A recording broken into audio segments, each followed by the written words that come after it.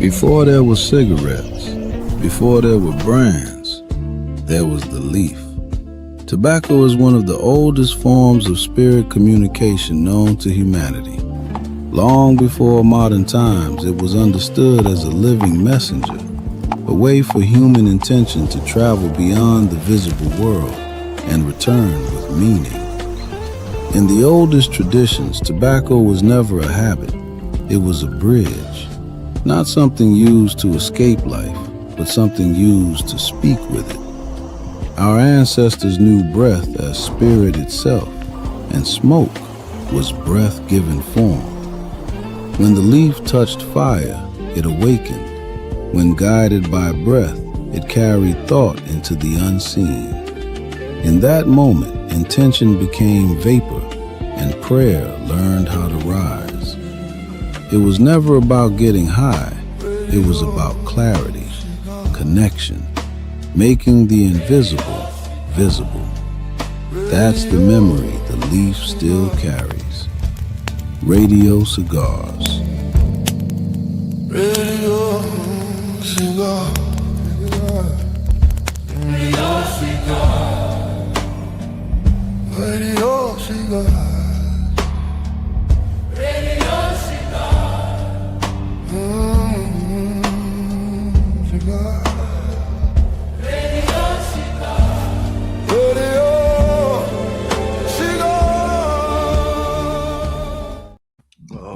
We are here. Y'all probably, what y'all thought this was fake or something? Nah, this is the real deal. It's going down. I want to welcome to the platform for this magnificent show, a diverse lineup, as somebody said, with so many different schools of thoughts combining on one stage to help the people and guide the people with something that a lot of us feel we've been left out of the equation. I want to welcome Dr. Wesley Muhammad. I want to welcome Flebrun. I want to welcome Dr. Phil Valentine. I want to welcome Billy Carson. And I want to welcome Rod Hayes. All of y'all, welcome to the show. Thank you. Before, like I said, I'm glad to do this. And one of the reasons why I want to do this, because we're so underrepresented in this field. And if you just look on television, you would think that every extraterrestrial or anything dealing with aliens or whatever you want to call it, flying, it's all attributed to white people. It's all white. It's all grays. It's Nordics. It's tall whites. You won't think black people exist at all interdimensionally or outer space or wherever. So I think it's important that we take control of our own narrative before they put somebody on mainstream TV to start talking for us. So I'm glad to have y'all on here. I wanted, before we get started with the show, there's a couple of words, because some people are new. Everybody's not running around studying outer space and aliens and extraterrestrials. So there may be words that some people may be confused by. I know with the 3-Eye Atlas, a lot of people I know didn't quite, just everyday life, they didn't know what interstellar meant. So I don't need everybody to answer, but if somebody or a couple of you want to explain just a couple of definitions before we get started. Interstellar, interdimensional, and hyperdimensional. If we could just explain what that is real quick before we get started, because there's been a shift in the alien narrative from outer space to interdimensional in the mainstream. So can somebody just real quick? That sounds like Dr. Billy Carson's area right there. So we'll let him take the lead. Go ahead, Billy. Well, you have interstellar. So interstellar, you're talking about traveling between stars. And star systems within one galaxy, right? Mm-hmm. Intergalactic would be traveling between galaxies. Interstellar, you're traveling between stars. So, for example, we know, according to the Dogon tribe out of Africa, the Nomo came here from a star called Sirius B. And so that Sirius B star is, I don't know the exact amount of light years, maybe 6-7 light years away, whatever it is. And in some way, they were able to travel that distance, that vast distance across space and time to achieve the ability to land here on Earth, in which at that point in time, they somehow broke bread with the Dogons and shared knowledge and wisdom with them. And also the Zulu tribe as well has the same story. So those two African tribes in some way interacted or engaged or were engaged by our star brothers, or Maybe the ancestors of those two tribes were the actual star brothers, right? And star sisters. So, and then you have interdimensional. Now, interdimensional, we're talking about higher dimensional beings. And so, if you remember the movie Interstellar, when the main character ends up, his spaceship falls apart, and he ends up inside of this very strange geometrical object. He was inside of something called a tesseract. In ancient times, they called it Metatron's cube. Meta, sound familiar? And inside of Metatron's cube is a fourth dimensional hypercube in subspace that allows you to see the past, present, and future all at once. So, according to a lot of scientific theories, like theoretical physicists and astrophysicists, and even quantum physicists, they hypothesize, especially Michio Kaku, who's really famous for this, that there are dimensions that exist above the third, and that beings have the capability of living within those higher dimensions. Not only could they live there, but if they have the ability to obtain the subatomic vibrational frequency of the third dimension that we're living in, and they can shift their vibrational frequency to match that of this dimension, they could be walk-ins. So we could have interdimensional beings coming from different dimensions, walking into our reality. This could be the cause or the reason for paranormal activity and things like that, right? What was the third one you said? Hyperdimensional. Yeah. Hyperdimension. So, okay, so hyperdimensional. Now you're talking about going into a slipstream, a hyperdimensional slipstream. So, even in some sci-fi movies, you see they go into hyperspace. So there seems to be this space between space that is this subspace, and they even have things called a subspace frequency, which actually turn out to be real. As theoretical physicists and astrophysicists and aerospace technicians are working on a quantum entangled subspace quantum entangled array right now to make it real technology. And so in this in hyperspace, we have this space in between the folds of time and space that allow you to slip through much faster. It's almost like an Einstein-Rosen bridge, where space can be bent and you can make a shortcut between 2 points in space and time.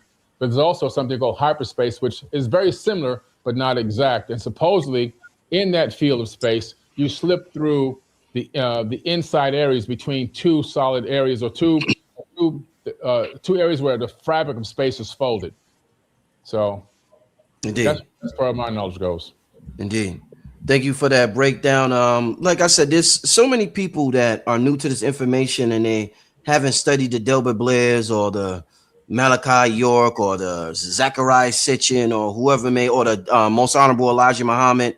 So a lot of this information is new to them. So I'm glad he was able to give those quick definitions. I want to start the show because a lot of people with what's going on currently.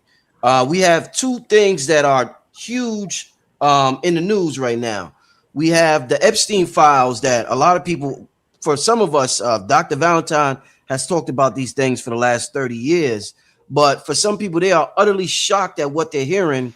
And then we have this alien disclosure thing happening, which what Trump said.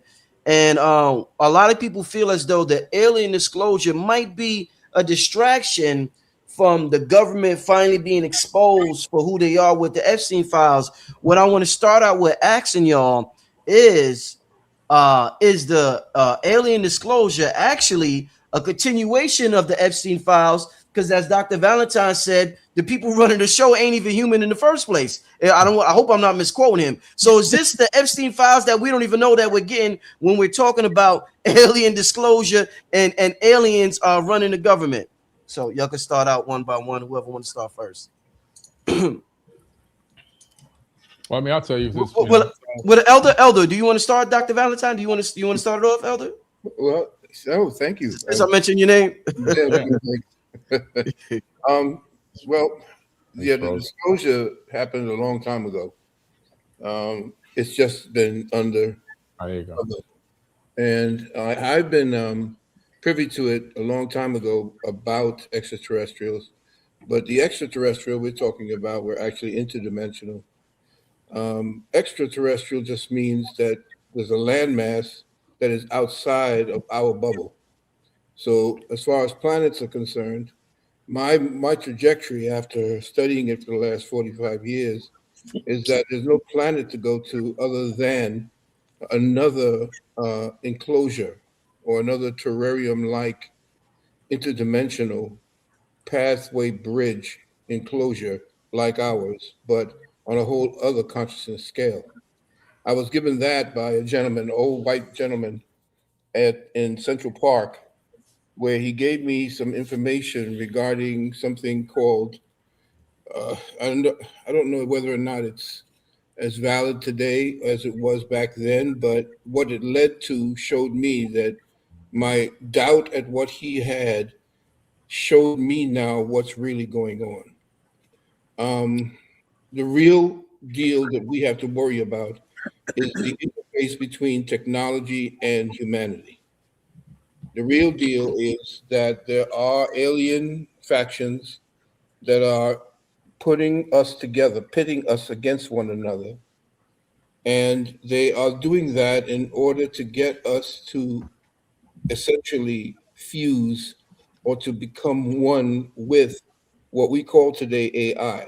These are the stepping stones towards us becoming interfaced and interfused with an alien presence called the Animus. The Animus, as you mentioned, you see me mentioned it back in New York about 10 years ago, are an entity that grew from out of intelligence, artificial intelligence, and the race of the people essentially gave up their spirit card, so to speak, their biospiritual card, and went directly and totally into this artificial blending of technologies, and they lost the contact with source. Now, these entities are so far advanced in technology that they come along different timelines for different human developmental consciousness timelines and time streams, and they interface with these biological entities to essentially evolve. They cannot evolve back to source because they lost that contact.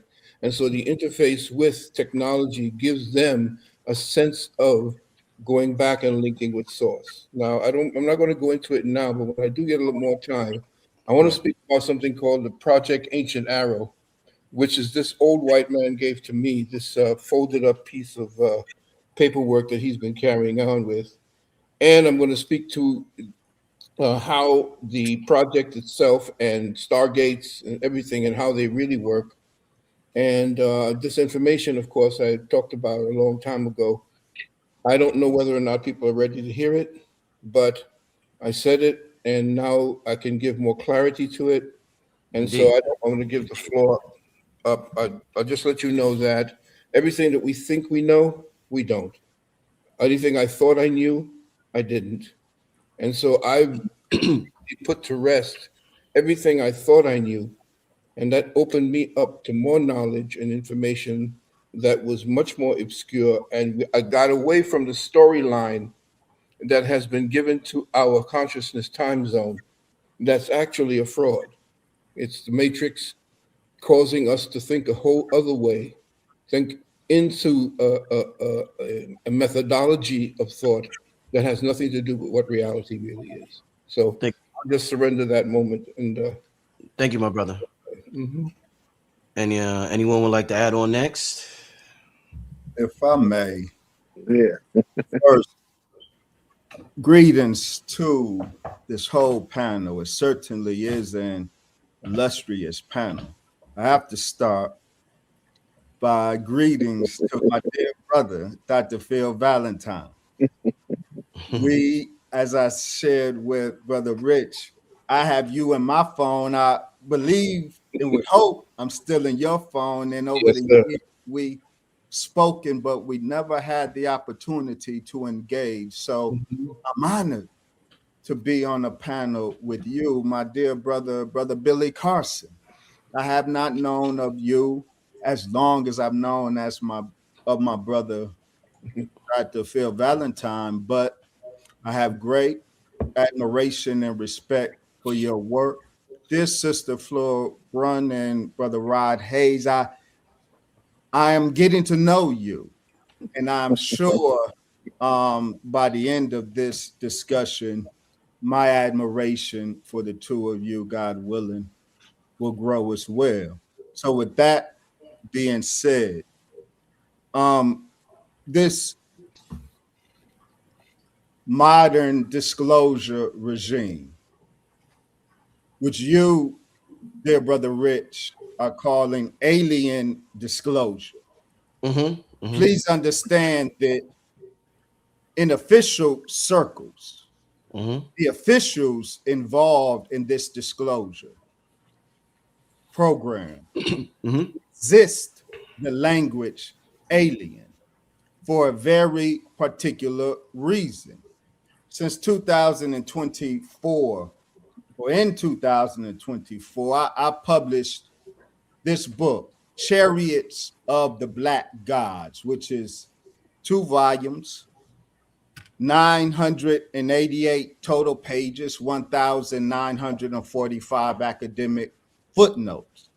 In this book, I document that the last best kept secret of ufology is the Asiatic blackness of the pilots. The pilots are not aliens. The pilots are divine Asiatic black men and women. You can call them gods. This is the secret that the current disclosure regime yet zealously guards. This particular disclosure effort is a high-level deception effort. Let me say this. This word alien, one of the most important UFO encounter events, occurred September 17, 1997, the same day the most important close encounter of the third kind occurred, September 17, 1985, when the Honorable Brother Minister Farrakhan was taken by one of these so-called UFOs, which we understand is a wheel, up to the mother wheel. But on that same day, 1997, the president of the Russian Republic of Crimea, President Carson he had a very important, very documented encounter with the so-called aliens, and he said they were totally human, and they pushed back on him when the president tried to call them alien. He said, no, you people are alien. Wow. White people are alien to this earth. So we are not talking about, when we talk about the UFO phenomenon, we're not talking about an extraterrestrial phenomenon. That is part of the government disinformation campaign. As I land this plane, I want to say this, that I'm sure will probably rage bait most, if not all, of my co-panelists. Here, the extraterrestrial narrative, the alien narrative, is a conceptual decoy. A conceptual decoy is something that poses as an explanation, but diverts attention to a true scenario. What modern disclosure is hiding is the reality that the UFOs don't come from the Pleiades. They do not. Not these that have been intruding upon U.S. airspace for decades now. What the government knows, and we've documented that the government knows and acknowledges this, is that the true context of the UFO phenomenon is a Black Muslim crypto civilization. All right. And revealing this is far more dangerous than extraterrestrial contact could ever be.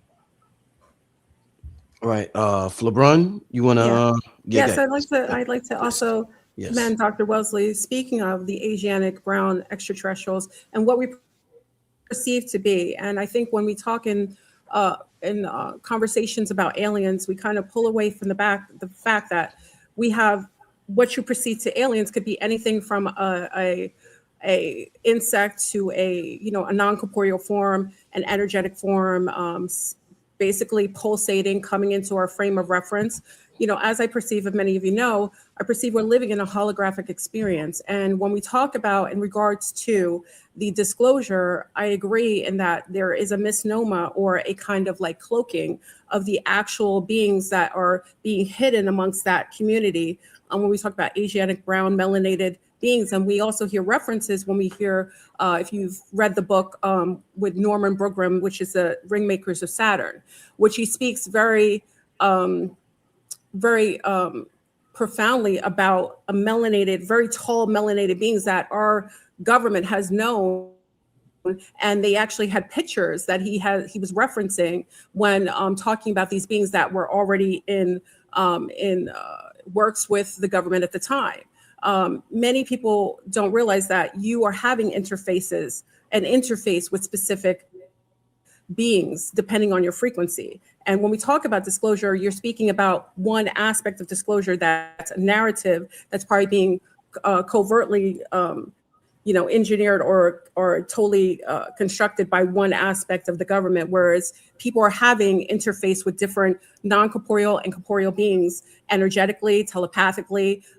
Many of your novels, your books are also influenced by some non-corporeal beings that are kind of phasing in a kind of telepathic influence to zest or influence some of the population here. So I really agree that we have actually what you perceive to be interdimensional, or what could be referenced as cosmonauts that are here, that they have bodies, that they have, I think the EB on the dark side of the moon, we can kind of debate whether that was real or not, but it was a reference to an Asiatic woman with coiled hair, darker skin, that was likened to some of the references in past interfaces with people who've had contact. That has been interdimensionally traveling here and has been referenced in historical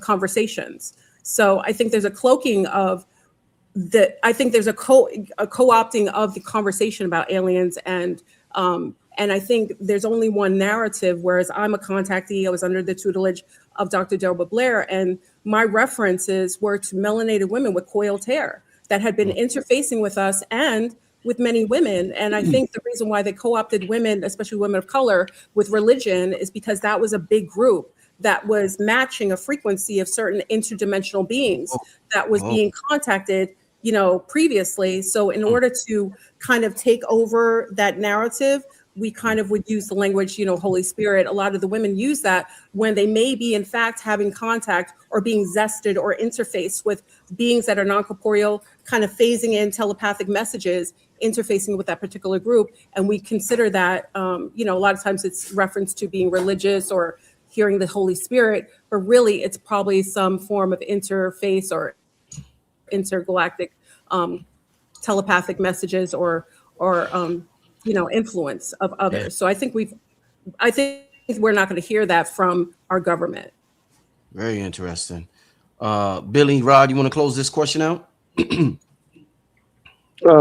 So the question you started out with was the Epstein files a cover-up for the UFO disclosure? No, are they one and the same? Because this is actually part of the Epstein files. Because part of the Epstein files is that humans ain't even running this shit at the end of the day. So yeah. So the Epstein files is actually the cover-up of the UFOs, and the UFOs is not the cover-up for the Epstein files. They rather to tell you that your government is a group of elite pedophile cannibals than to tell you that the mother plane is sitting right there over the Gulf cloaked. They'd rather tell you that we gonna start World War III than to tell you that they got a whole military base in Florida full of what I call Black Adams, sons of Inky. Right?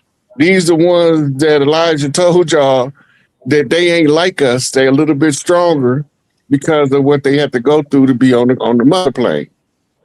They're a little bit more upgraded than we are. And they about to find all this out when they finally come with the full disclosure. The Epstein files is the carrot on the stick to divert your attention where they want it to go. So they rather confess all that foul stuff than to tell you the truth about we was already here. They'd rather tell you all that foul stuff than to tell you that the upper elites have been knowing about these people since Elijah first told them. If you keep pace with from the time Elijah Muhammad told them, and now at the advancement of just technology as they tell it to us, you said all of the existing history and prehistory before then, and we didn't have none of this technology until they heard Elijah Muhammad talking to some people that came from the mother plane, eavesdropping on him through his FBI contacts. So they want to know what the messenger doing. He wasn't hiding from them. They want to know what the minister doing. He ain't hiding from them. But now they about to find out what them people on the mother plane doing, because they ain't gonna be hiding too much longer. They just waiting on the wake up to resonate through the people in significant number to reach critical mass at the 100 monkey effect. Indeed. Right. All right. Billy, close it out for us, my brother. Yeah, I like everyone's perspective on this whole topic. And there's one thing that we're all right about. And I tend to think that we're seeing so many different possibilities happening at once in terms of where some of these beings come from, where some of them hail from, interdimensional, multidimensional, under the ocean, ancient Black people that are here. One of the things I've been quoted in saying in many podcasts over the years is that one of the biggest secrets that they don't want people to know is that in some of these UFOs, there are Black people flying them. And the goddess so eloquently brought up, Norman Berggren. I think I might have been one of the first people years ago to post about him, not the first, but one of the, back in like 2012, I believe, to post him online where, in an interview that he was having, talking about Black people stepping off of the UFO across the crater from where Apollo 11 was and looking and observing the actual moon landing. And that was just one of many things. Of course, you brought up the Rings of Saturn. A very expensive book if you can get your hands on it. It probably costs about $2,000 now. It was written by Norman Berggren. Now, his resume is down the street and around the corner. We're talking about a guy that's one of the original founder of NACA, one of the top aerospace scientists at the time in the world, and had access to everything, had top secret clearance. So when this guy speaks, you have to listen to what he's saying. But when you go back into ancient text and you start looking at some of these texts, you start discovering something really interesting, that even though they depict a lot of these beings to be Caucasian in nature with British accents on a lot of these movies and so forth, these sci-fi movies, a lot of them are actually, the name itself is a secret and the code and the key to telling you who they were and what color they were. For example, Krishna means the dark one. And that's in the Mahabharata and the Ramayana. So now we're talking about Indian text referencing Black skinned people. The Rama is also a dark man.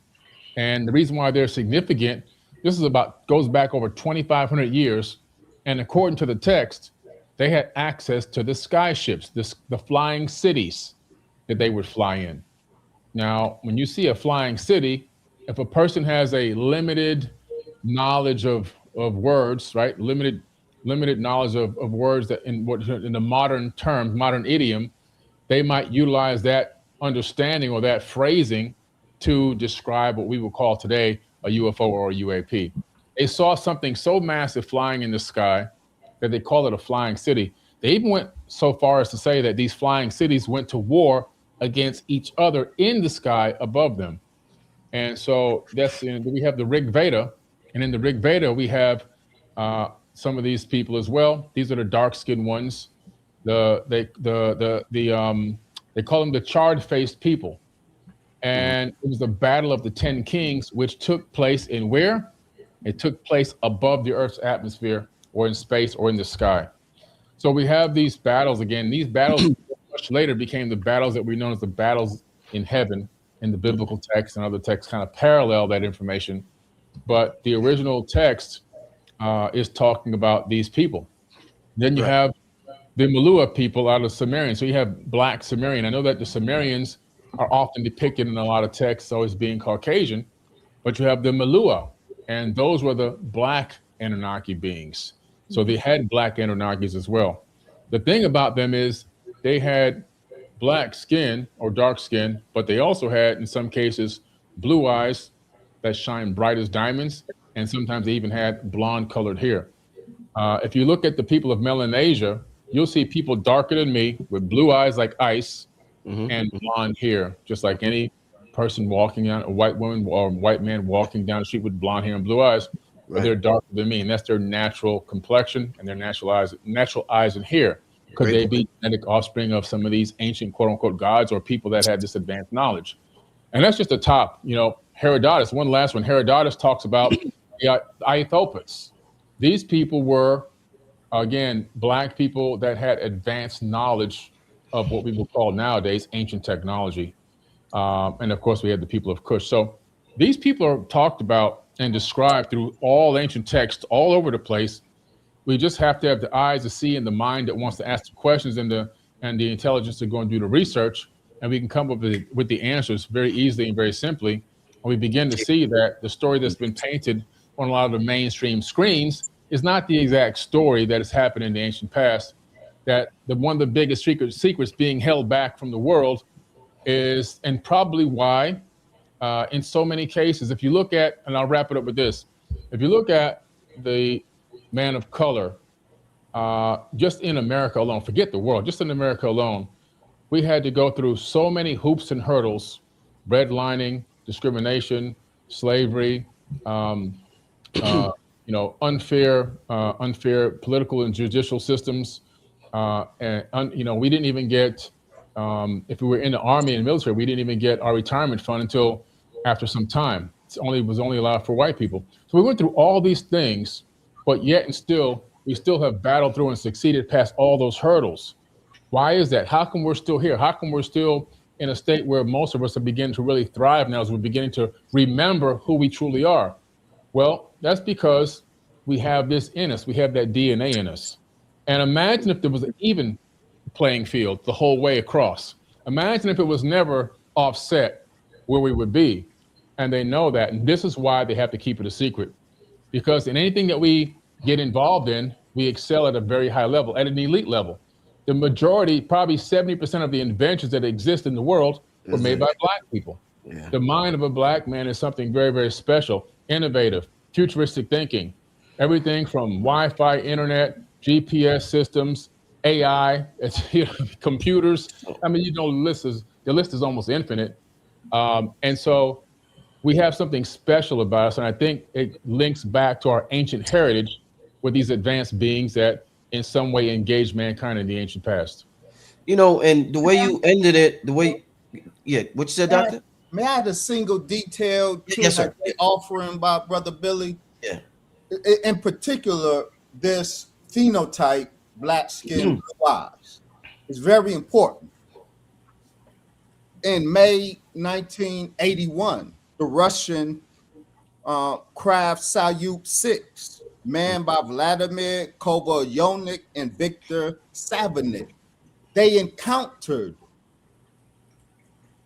beings in a sphere up in space, and they specifically described the beings as black skin with bright blue eyes. This is a phenotype that occurs in the literature. Remember, Cheddar Man, supposedly the earliest European that has been genetically mapped, and the genetic map of this ancient European, 8 to 10,000 years old, revealed that he had black skin and blue eyes. So that phenotype it may sound exotic today, but it is a natural indigenous African phenotype, and it is a Black Asiatic phenotype representative of at least some of those Excellent. flying these so-called UFOs. Excellent. Thanks for adding that on, Dr. Wesley. I really appreciate that right there. And Runoko Rashidi has some good material on that as well. I want to, like I said, before I get to the next question, because I want to play something real quick. Imagine, it's kind of, the world is built where they make you think you're going crazy. So imagine if I got the sister Flabrun on here tonight. She's one of the females that's on my channel, a contactee, and she's always talking about UFOs. And so I had to, there's no way I could do this without the queen. But imagine if I didn't, for 2 years, do a show and I had absolutely no divine feminine energy on the show. I thought you brought her on to make me blush. Oh man, there you go. So imagine if for 2 years I had no representative of the divine feminines on here. Then if somebody asks me why, my reply is I gaslight you, and my reply is I don't see gender. We come from the source. We all emanate from source, and because we emanate from race source, either, huh? I don't see race or gender. So imagine this is all they tell us. But it's easy to say that when everything looks like you. When everything looks like you, it's easy to say that. But I guarantee you, they came on my channel right now, they would say, "Oh, that's a black channel," because it's all black. This is not a black channel, but they see black faces. So imagine how we feel when we see all white faces. We think the same thing you would think when you see all black faces. So we are forced to use words like black. They don't have to use words like white because everything is already all white. So it makes you think they're not thinking about race, but they are, because it's already all their race. So this is why I'm not here to gaslight. I'm here to resurrect all of humanity in the most ancient of ancient souls in humanity. And I want to bring up this clip right here. I had it, and these are, hold up. Give me a second, fam. This is going to be a good one. Hey, listen, we've been here so long, wasn't no here until we built it. All right, hold up, y'all. Paul, today I am going to be talking. All right. Yeah, here we go. All right. Let me know if y'all should be able to hear this. Yeah. Paul, today I am going to be talking about the work of Nigel Kerner. Now, Nigel authored his first book. And just to give you some context, there's so much talk within the extraterrestrial alien community about genetic splicing, genetic experimentation, whether it's Zachariah Sitchin, Dr. Wesley Muhammad and Nation of Islam talk about the Yaqub theory. There's so many things that in ancient texts that deal with genetic experimentation. When I seen this clip, I said, I want to ask everybody, since everybody comes from a different, field of study or whatever, what do they think about the information presented here? So let me just start it over again, family. Just wanted to give you a little context. Paul, today I am going to be talking about the work of Nigel Kerner. Now, Nigel authored his first book in 1997 entitled The Song of the Greys. He wrote another book in 2010 entitled Grey Aliens and the Harvesting of Souls. Now, to discuss these books, I'm joined today by two of Nigel's researchers, Danielle Silverman. Welcome, Danielle. Thank you. And Professor John Biggerstaff. Welcome, John. Hello, Richard. Given this scenario and what Nigel hypothesizes is that really in the same way that I mess with organisms on plates, that these guys were messing with us as a species, really looking for advantageous genetics. They only care about whether they can mess with our genes more efficiently. And it turns out that the molecule melanin, actually, when we mess with genetics and stuff, one of the ways in which we can do it is to use things like ultraviolet light to actually splice the genes in the cells and actually alter the genetics or to get things to, things we put in to actually take, so that we can almost microsurgically implant them in the cells.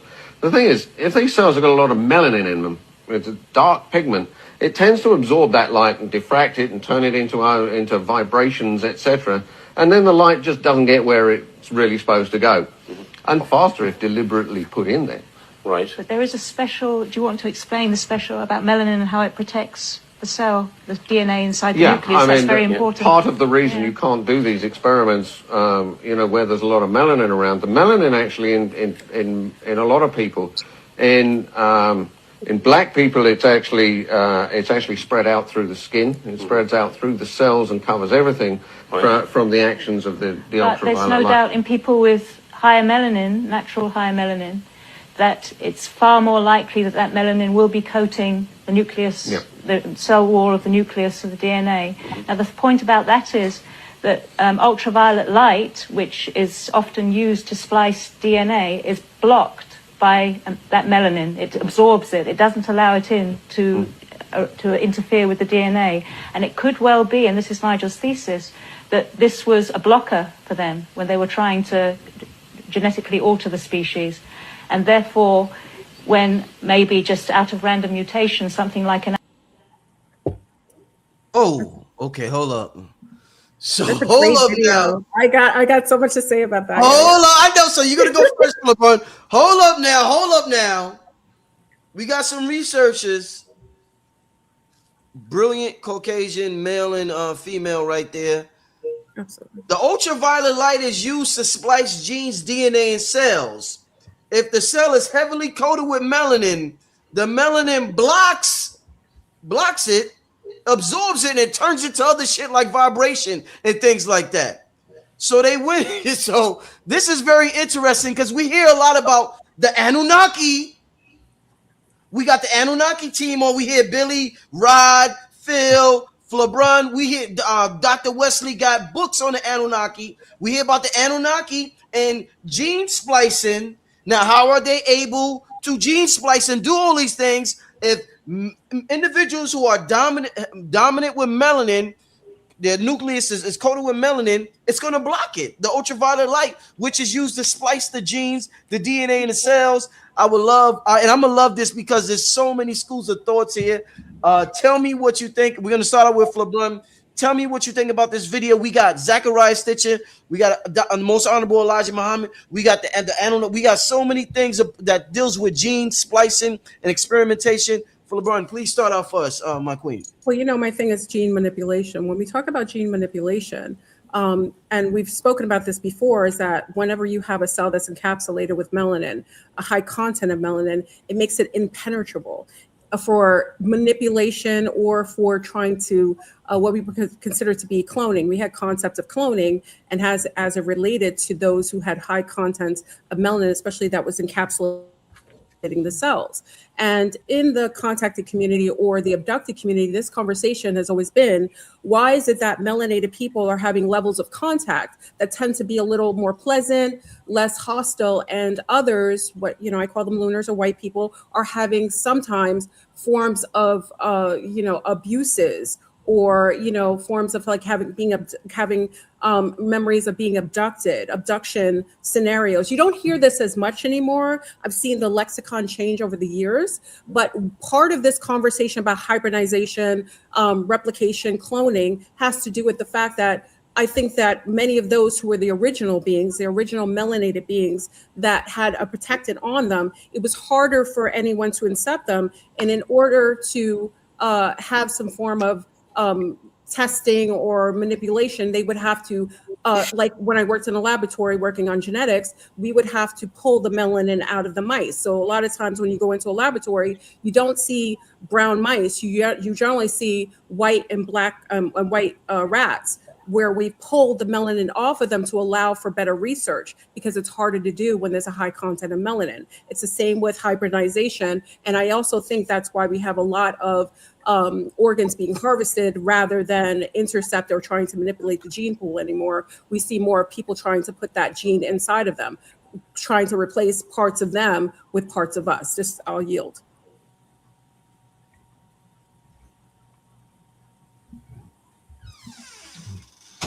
Who? Yeah. Powerful. Anybody? Look. Yeah, go ahead, Rod Hayes. Powerful. Look.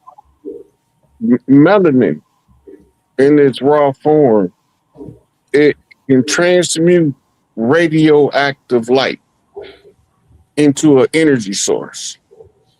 Melanin by itself is what you call autosentient.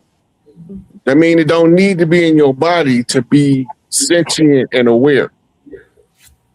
Melanin is a chemical that would be more useful for space travel in the skin than any other chemical in the skin because of how it interacts with the radioactive energies that we are told are all through outer space. Free flowing radioactive energy. Anything that's supposed to be in outer space need to be protected from radiation. Well, if we've been here from the beginning because we built here, because wasn't no here until we built it, we came in with the melanated pigment as a sunblocker or a synthesizer of light. When we talk about gene splicing, there's scar tissue on the genes that tell you somebody was splicing genes. There's dampers on the cells that tell you somebody was messing with the genome. The telomeres are retarded, would tell you somebody has been tampering with the telomeres, right? The body is designed to be a perpetual motion organism, but for some reason, the entropy that sets in through us being in this three-dimensional reality causes the breakdown, but all of that is programmed in the DNA. The question is who is programming this DNA? Where are they at? And why we can't see them? Because it's all being done through light. When we talk about gene splicing, it used to be called twigging, right? And when Elijah Muhammad came in, he said it was the manipulation of the germs. The germs in this discourse is talking about those micro cells in the body. So when you understand that all of the double helixes you see in the ancient world is talking about the DNA helix. We went from a 13 strand to a 2 strand. Everybody think we lost something, but that's the upgrade. The upgrade comes in as your big computer becomes obsolete to a laptop. It's been upgraded, but downsized. This is what's going on with the genome.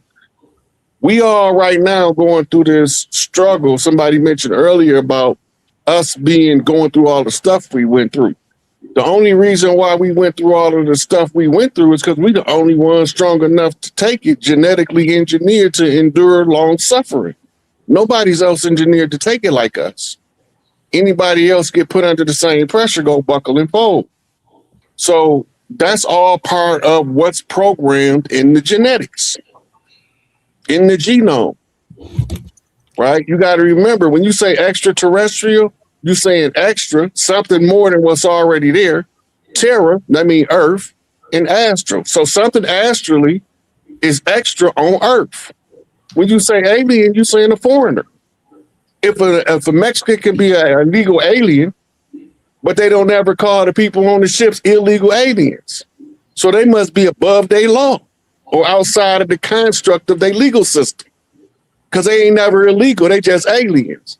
But when somebody comes from another country undocumented, now they're an illegal alien, right? So what's really going on? The gene splicing is the part of the great debauchery that we all been suffering for. Some rogue scientist decided that he was going to go into business for himself and make a group of people that he felt was superior to everybody else. And he was going to give them people the power to rule over everybody else. And all the time, he looked like us. So when we talk about the grafted devil, we forget about the grafter. The grafter was the devil before the devil was grafted, because he had to be the one to come up with the devilish idea to produce these demons. That's right. And he looked like us. Absolutely. Don't be fooled. He left his scientists in charge because they couldn't do the science on their own. Einstein didn't tell us how to make an atomic bomb. Lloyd Quartermain did. But they always talk about Einstein's theories that gave them the science to produce the atomic bomb. But they don't never tell you about that scientist, Lloyd Quartermain. Look him up. They couldn't have done it without him. Yep. because their minds can't 3D holographically project mathematical formulas into a constructed idea of a three-dimensional apparatus. It don't work because the right brain has been stifled. You can't just have intelligence alone. The father brain got to work with the mother brain in order to have actualized multi-dimensional intelligence. You can perceive in holographic ideas in your mind to put in, just like Nikola Tesla did. We are capable of it. So they deliberately miseducate us so we never use the things that would liberate us from the miseducation. Let that sink in. Indeed. Powerful. Powerful. Who want to go to next? I mean, I want to feed off a little bit what Rod Hayes said. Before you say something, I just want to say one thing. Go ahead, I just man. want to say, oh shit, this is good, y'all. And I've been trying to be professional tonight. I've been trying to be professional, and I say, oh shit, this is do y'all hear what they? Do y'all hear tonight?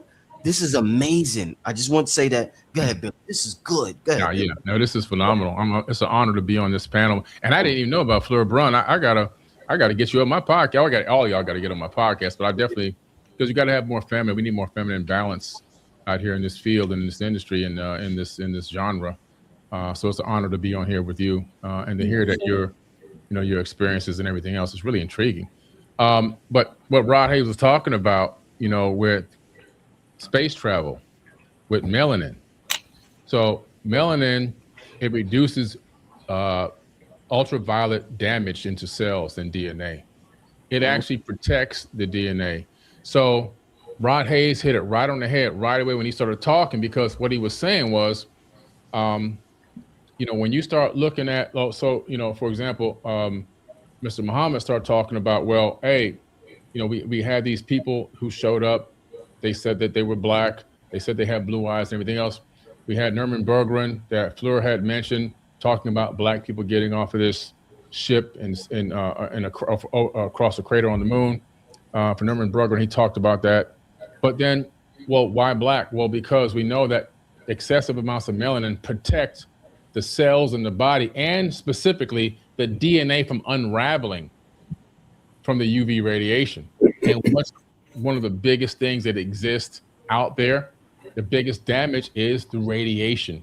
And so you need radiation protection. It only makes sense that most of the people traveling through space and distance through space would have darker skin for protection. And if they didn't, they might even genetically modify themselves to naturally have darker skin, just to be a spacefaring race, a race of people that maybe live most of their time in space. It would make sense that they would have darker skin. I don't know if anyone in the live chat has ever heard about red light therapy. It's a biohacking technique. Have you heard about that, Rich? Yes, I have. Yes. Okay.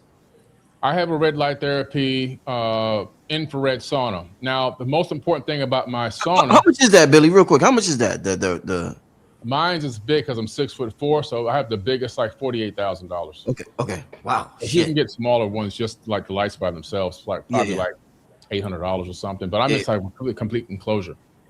And so the red lights come on, but I don't get any benefit from the red light because of my skin tone. So the darker you are, the less the red light actually works on you.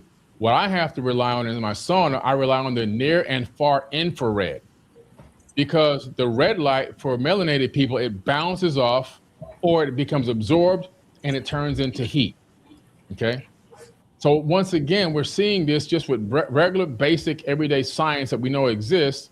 And when I first was into learning about biohacking and this red light therapy, the person had invented some of these red lights is the one who told me you have to use infrared mode. And I said, why? He said, because the red light's a waste of time. It's just gonna, your melanin is not gonna let it absorb into your skin. It's a white guy telling me this. When I went and looked it up, I was like, oh my God, this is so true. This is incredible science, right?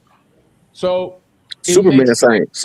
Some of the people flying these UFOs have melanated skin, because if you're gonna be in space for an extended period of time, you'll be much more comfortable. And your DNA won't unravel, and that's important.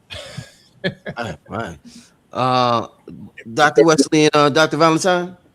If I may, I'm listening to these extremely wonderful brothers and sisters, brother and my sister Empress. Uh, by the way, Billy, that city in the sky were called Vermana, Mm. and by the Bahujan people, what they call the Hindus. Mm-hmm. Um, I have another um, way of looking at everything, space, time, and the whole 9 yards. Mm-hmm. And to me, what I found out was that melanin is not a pigment. It's not just a protector. Melanin is an intelligence. And because it's an intelligence, it's the black goo. It's been talked about as the black goo that people doesn't talk about, dark matter consciousness. When they talk about everything came from the darkness into the light needed the darkness to go back into in order to consolidate on the material level. And contrary to what I had first learned, we don't have 12 or 13 strands. We have 22. And those 22 were represented in the 22 letters of the so called Hebrew alphabet. It is when the 22 strands were disengaged in order for us to be able to occupy the avatar that we presently do on the level or under the pressure of what we call third density. Third density is a 16,000 pounds per square inch of water that compresses us, that looks like our air, but is actually qualified water. I also wanted to make mention that the reason why they want the stargates is to find out why it is that melanin is the only one or the only people with melanin can actually operate and use the stargate safely. The stargate is set up in such a way by our technology or the old technologies because down into the very microscopic as well as micromolecular levels of our bodies, that has a radiating factor. Your DNA and the microscopic bosons, nuons, and everything that constitute your atomic structure. It radiates to the surface of your avatar in the form of your aura. That aura has essentially a light-based, computerized, and compressed download of the consciousness that you presently carry. That consciousness is what's actually calibrated through a corridor once you step into the Stargate. And that consciousness reads the aura. And the aura with the pigment and melanin tells what it is that you're going to be when you end up at the other end of that Stargate. Because white people who have tried it completely disintegrated and never came back. So what they want to do, essentially, and this is why they've been kidnapping so many of our sisters and trying to interface back with peoples of color and black. And if you go around the world and you ask all the different forms of women, what is the man that they would rather have? They want a black man because they know subconsciously that that's the way to get back through the portal. And when we talk about space, we talk about a conditioning of the mental part of the Most High. There is no space outside or space. The space is all inside. We are nothing more than space, essentially. So when we talk about traveling through space, it's to travel through what we are, not who we are, but what we are in the form of the avatar.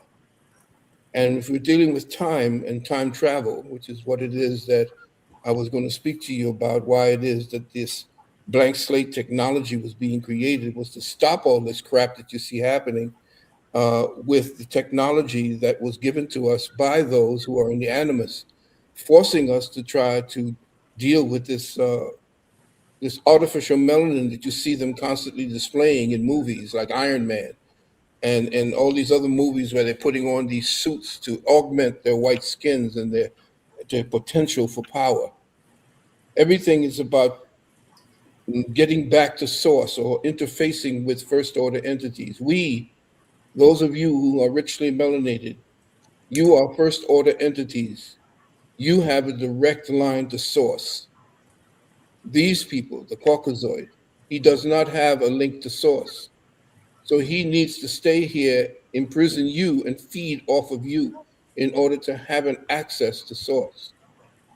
So anybody who's trying to get you off of what you are internally and try to get you hooked into technology, like you see with Musk wanting to put something on your brain and put it on your skin and doing all these things to get you interfaced, that's the animus.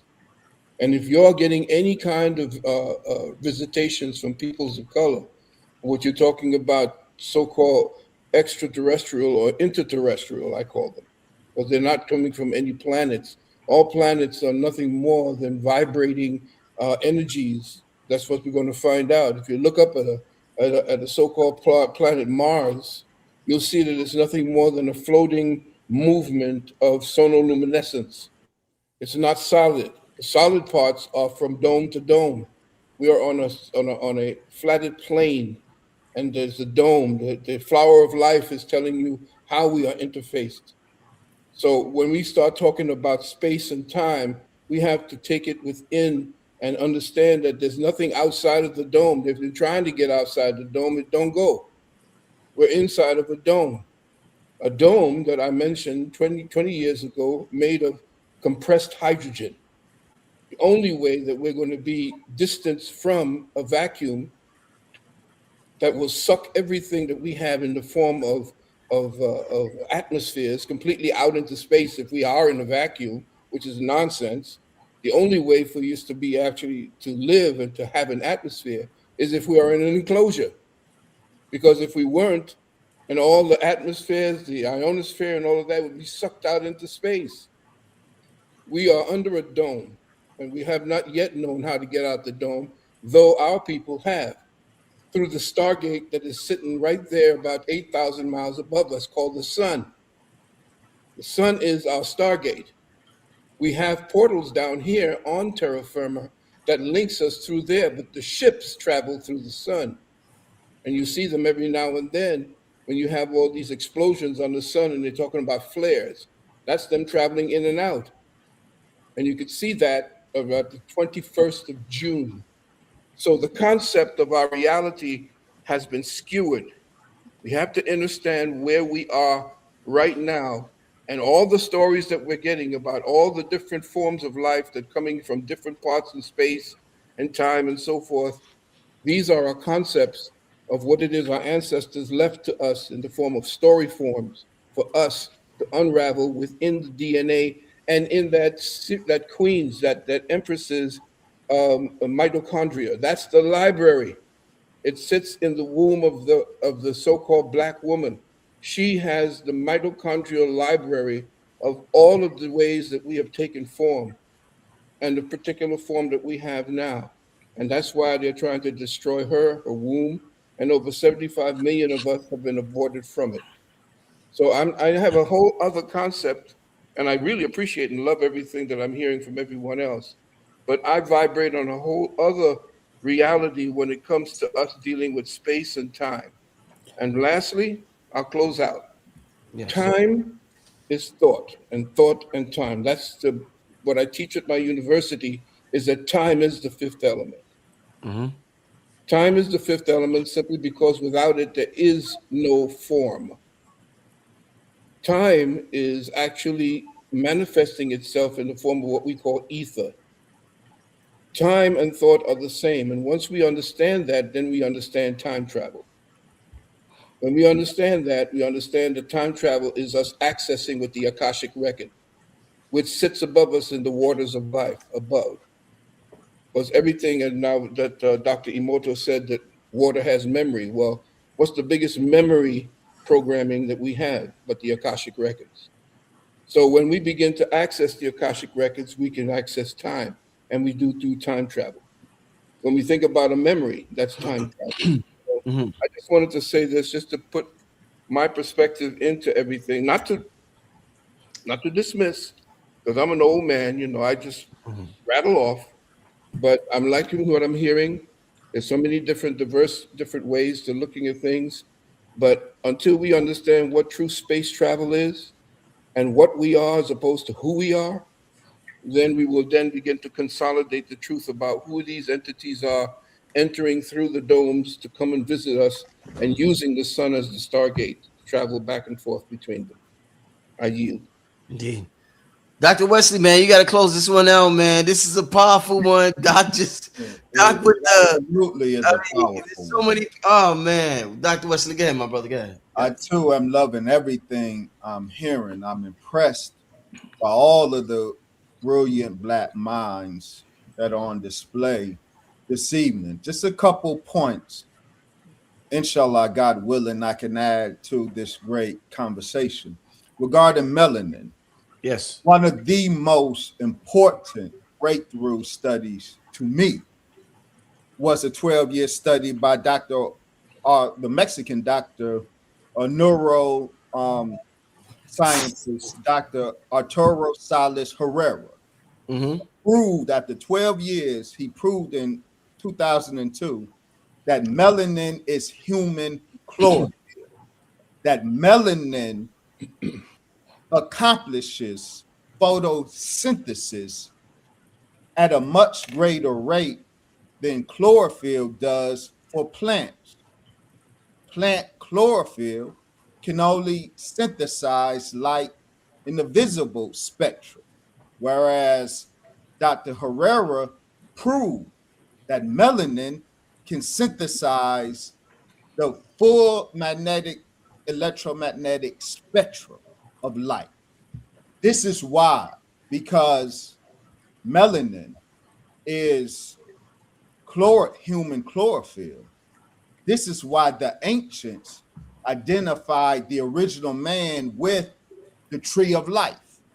In Kabbalah, they talk about the Sephoric tree, the tree of life, and identified the Sephoric tree, the tree of life, with Adam Cadman, the original Adam, because the original black man, the melanated man, is the tree of life. And so in ancient Sumer or Mesopotamia, this is why I wrote the book, The Anunnaki and the Sacred Science of the Black Gods. The ancient Sumerians talked about the Kiskano tree, the tree with the black bark. And they identified the gods, the Anunnaki gods, with the Kiskano tree, identifying the black bark with the black body. So the science of melanin is divine. Just two more quick points. Yes. My dear brother, Rod Hayes, I love your discourse. The only caveat I would add is we don't describe Yakub as devil. Yakub was a god who made devil. Now let me say this. You asked about the gene splicing. And you alluded to the Zechariah Sitchin narrative and the Elijah Muhammad narrative. Yes, I did. Yes. All of those who know me know that I radically not only disagree with the Sitchin narrative, but I deconstruct the Sitchin narrative. The Zechariah Sitchin reading of the Mesopotamian texts are not just wrong, they are fabricated. When you talk about not that the ancients did not make allusion to genetic manipulation, they did. But Zechariah Sitchin got it totally wrong, not just because he misread the Sumerian text, but that he fabricated Sumerian text to anchor them in a myth of his own making. Now, understand that what Yakub did was selective reading in a way that did not trigger any melanin, obstructive melanin reaction. The genetic manipulation that did produce races in the double was a process of selective reading. So I will see you, Zechariah, sits in the 12th planet, and I will raise you, the Honorable Elijah Muhammad, and message to the black man. Dr. Wesley, you too You too much. Make sure we list the book. Could you make sure, Dr. Wesley Muhammad? I would love to read your book. Can we put the link for his book? I'd love it. I'd love to read it. To the family in the chat, the Nation of Islam, because we're streaming to Dr. Wesley's Facebook. Y'all should be able to put the link. Can you? Okay. Yeah, Are they on Amazon? It's Wesley. It's drwesley.info. drwesley.info. Is it on Amazon, Dr. Wesley? It's on Amazon. You can get it directly from my website, and you can get it from Amazon. Okay. My website is www.drwesley.info. INFO. So to move on, one of the things they may say when because we're having this conversation, like I said, this is an amazing conversation. Shout out to everybody. We got 4,500 people in the chat so far. we work on our way to 5,000 people in the chat. So shout out to everybody who's showing the world that this is something that we are interested in. I know they absolutely love this panel tonight, and I want to thank once again, because I'm living in the frequency of gratitude. I want to thank everybody who participated in this panel and agreed to be on the panel. So one of the things they say, family, is that they be like, damn, when it comes to extraterrestrials or anything out there, they be like, black people are so close-minded. They only think about, and even I could say, like, with the channel that I have, a lot of black people throughout the years have told me, and I don't want to divert the attention toward this. I'm just making a point. I don't want nobody to comment on this. You need to be focusing on this. We don't need to be focusing on the aliens at this time. We need to be focused on this. So don't comment on that. The point I'm trying to make is that sometimes when individuals engage in, let's say, drugs, what they call drugs, or a better name might be plant medicine. So marijuana is a plant, DMT, ayahuasca, these are all plants, and they call them drugs to give a negative connotation to them. When a lot of people I know use these herbs or plants, the same people that everybody calls closed-minded, they see shit that they wouldn't imagine in a million years. So I'll give you an example of a famous person. Lil Boosie, a rapper, Lil Boosie. Lil Boosie said, man, he was high on the beach and he seen mermaids. On 2 occasions, he seen mermaids. Brother I work with in the music, Cambada, says when he does the shrooms or the DMT, he'll see entities pop locking. Like they communicate through pop locking, like what we call dance. He says, he was like, the trees move, and they was like he'll tell me all. I'll be like, word, what? I'll be like, damn, this shit is crazy. What I want to ask y'all is, because we've been trained to have such a small perception of what reality is, and sometimes when we use these plants, our perception grows. What I want to know is the perception that we think is growing. Are we hallucinating? I know we have a filter. The reticular activating system is a filter that we put over reality to only focus on what we want to. But what we're seeing while we're using these plants, is this real? Do these entities actually exist? Or is this just a figment? Because a lot of times it's extraterrestrials or creatures that we've been taught was just in movies or cartoons. What I want to know is when we're engaging in these plant medicines or whatever you want to call them, are these things real? Is our mind finally being expanded and we're finally witnessing something that's really a part of reality that we never knew was reality? Let me take the lead on that. We are in the realm of infinite possibility. Yeah. In the realm of infinite possibility, all things are possible. From the perception and perspective of the individual perceiving it, it's the mind that makes it real. Remember, when you go to Hermetics, they say all is mind. That means everything that we think is 3-dimensional hard substance is really a mental projection. No hypnotized person know they hypnotized while they under hypnosis. Right? But once they break from under the hypnosis, they can still remember everything they did when they was hypnotized. The narrowing of the mind. When we look at different perspectives two people can have two entirely different perceptions of reality, and both of them be right, but we argue it to death because we not realizing that the observer makes it real in the moment he observes it. Right? We're talking about the unified field theory, all things being connected.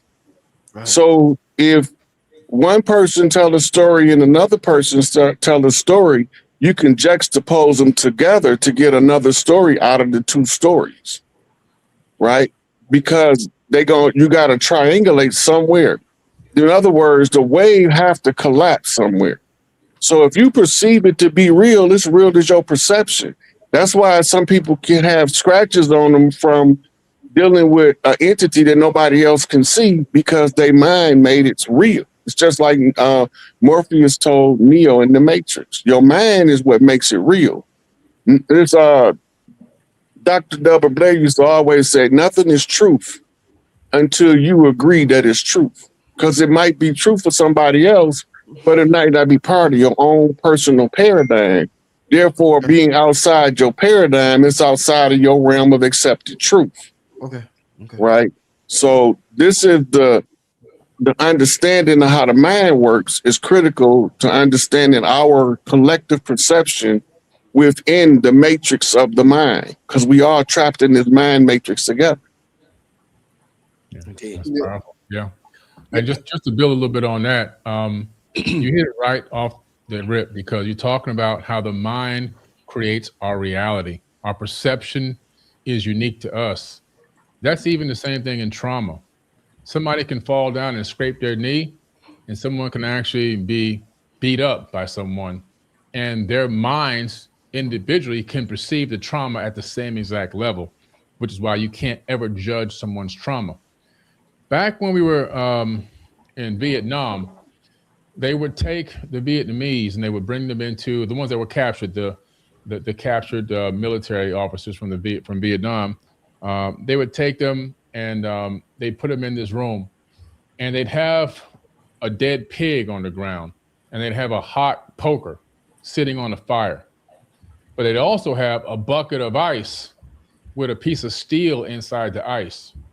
Now, the man that's been captured, he's got on a blindfold. All he got is his sense of smell and his sense of hearing.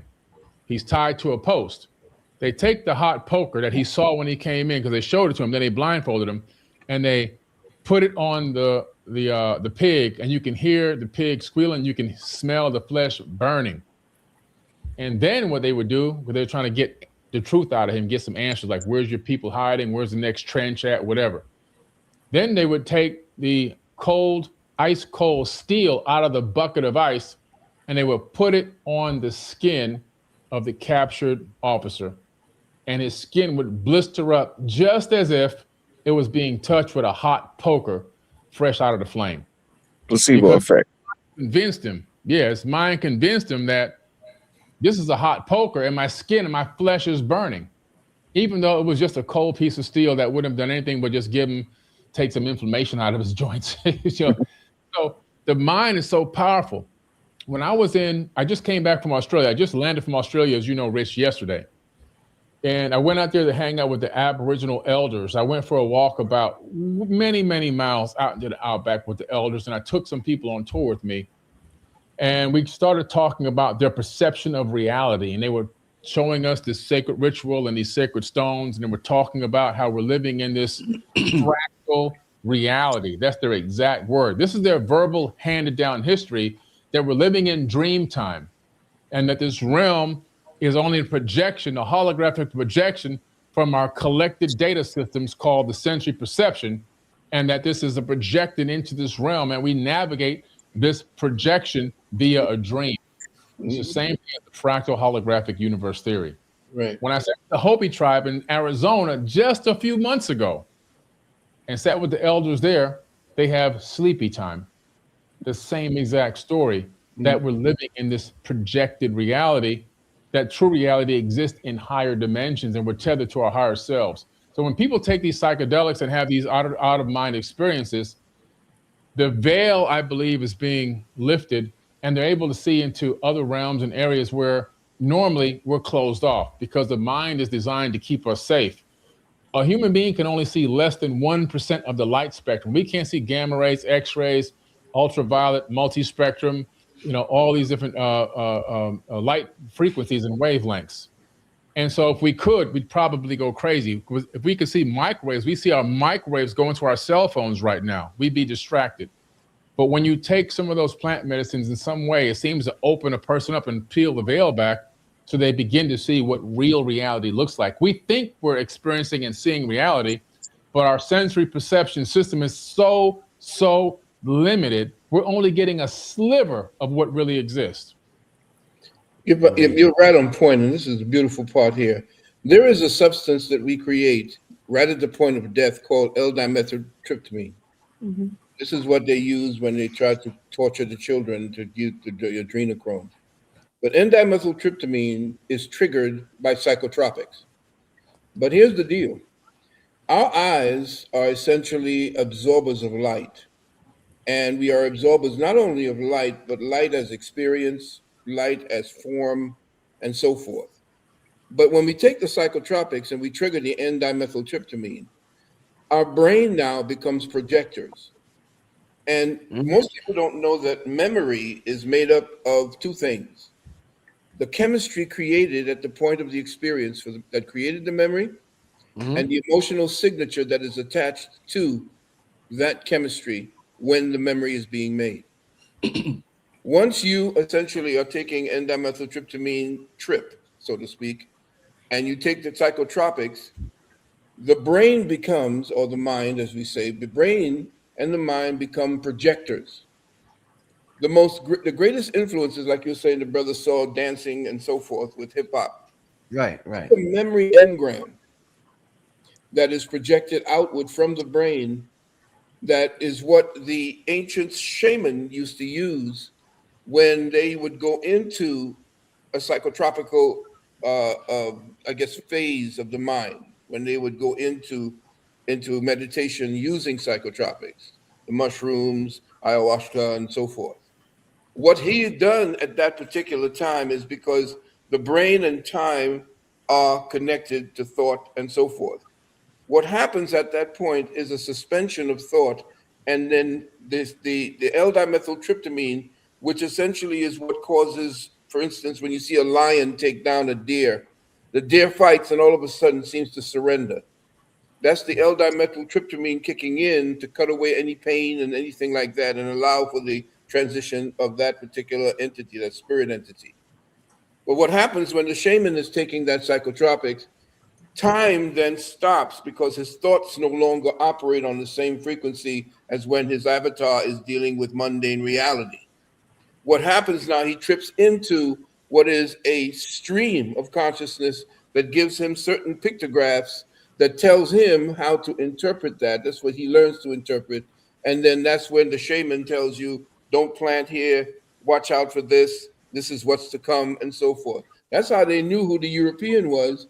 And at the so-called Aztecs, when they began to do that, and the Mayans, they saw the European coming in as the death bringer long before he actually came in. And those who refused or essentially took on the task of acclimating the European to the spiritual world, or back to the spiritual world, or bringing him up out of his animal level and into a spiritual level. Notice how the Beatles had to go all the way to India in order to deal with the Maharishnu, and he led them to Christianity. So that's what I was just saying to you, that when the brain, after taking psychotropics, the brain becomes a projector.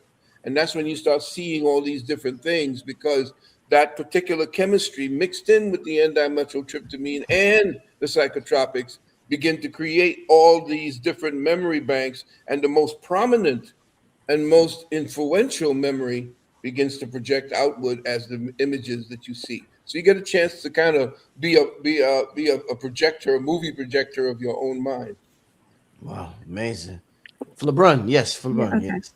And there's so many great points, and there's so many notes that I was taking, but I wanted to say this, our reception creates our perception and how we receive things. The frequency, what we're resonating with at the time, allows for a grander or wider or more limiting perspective or perception.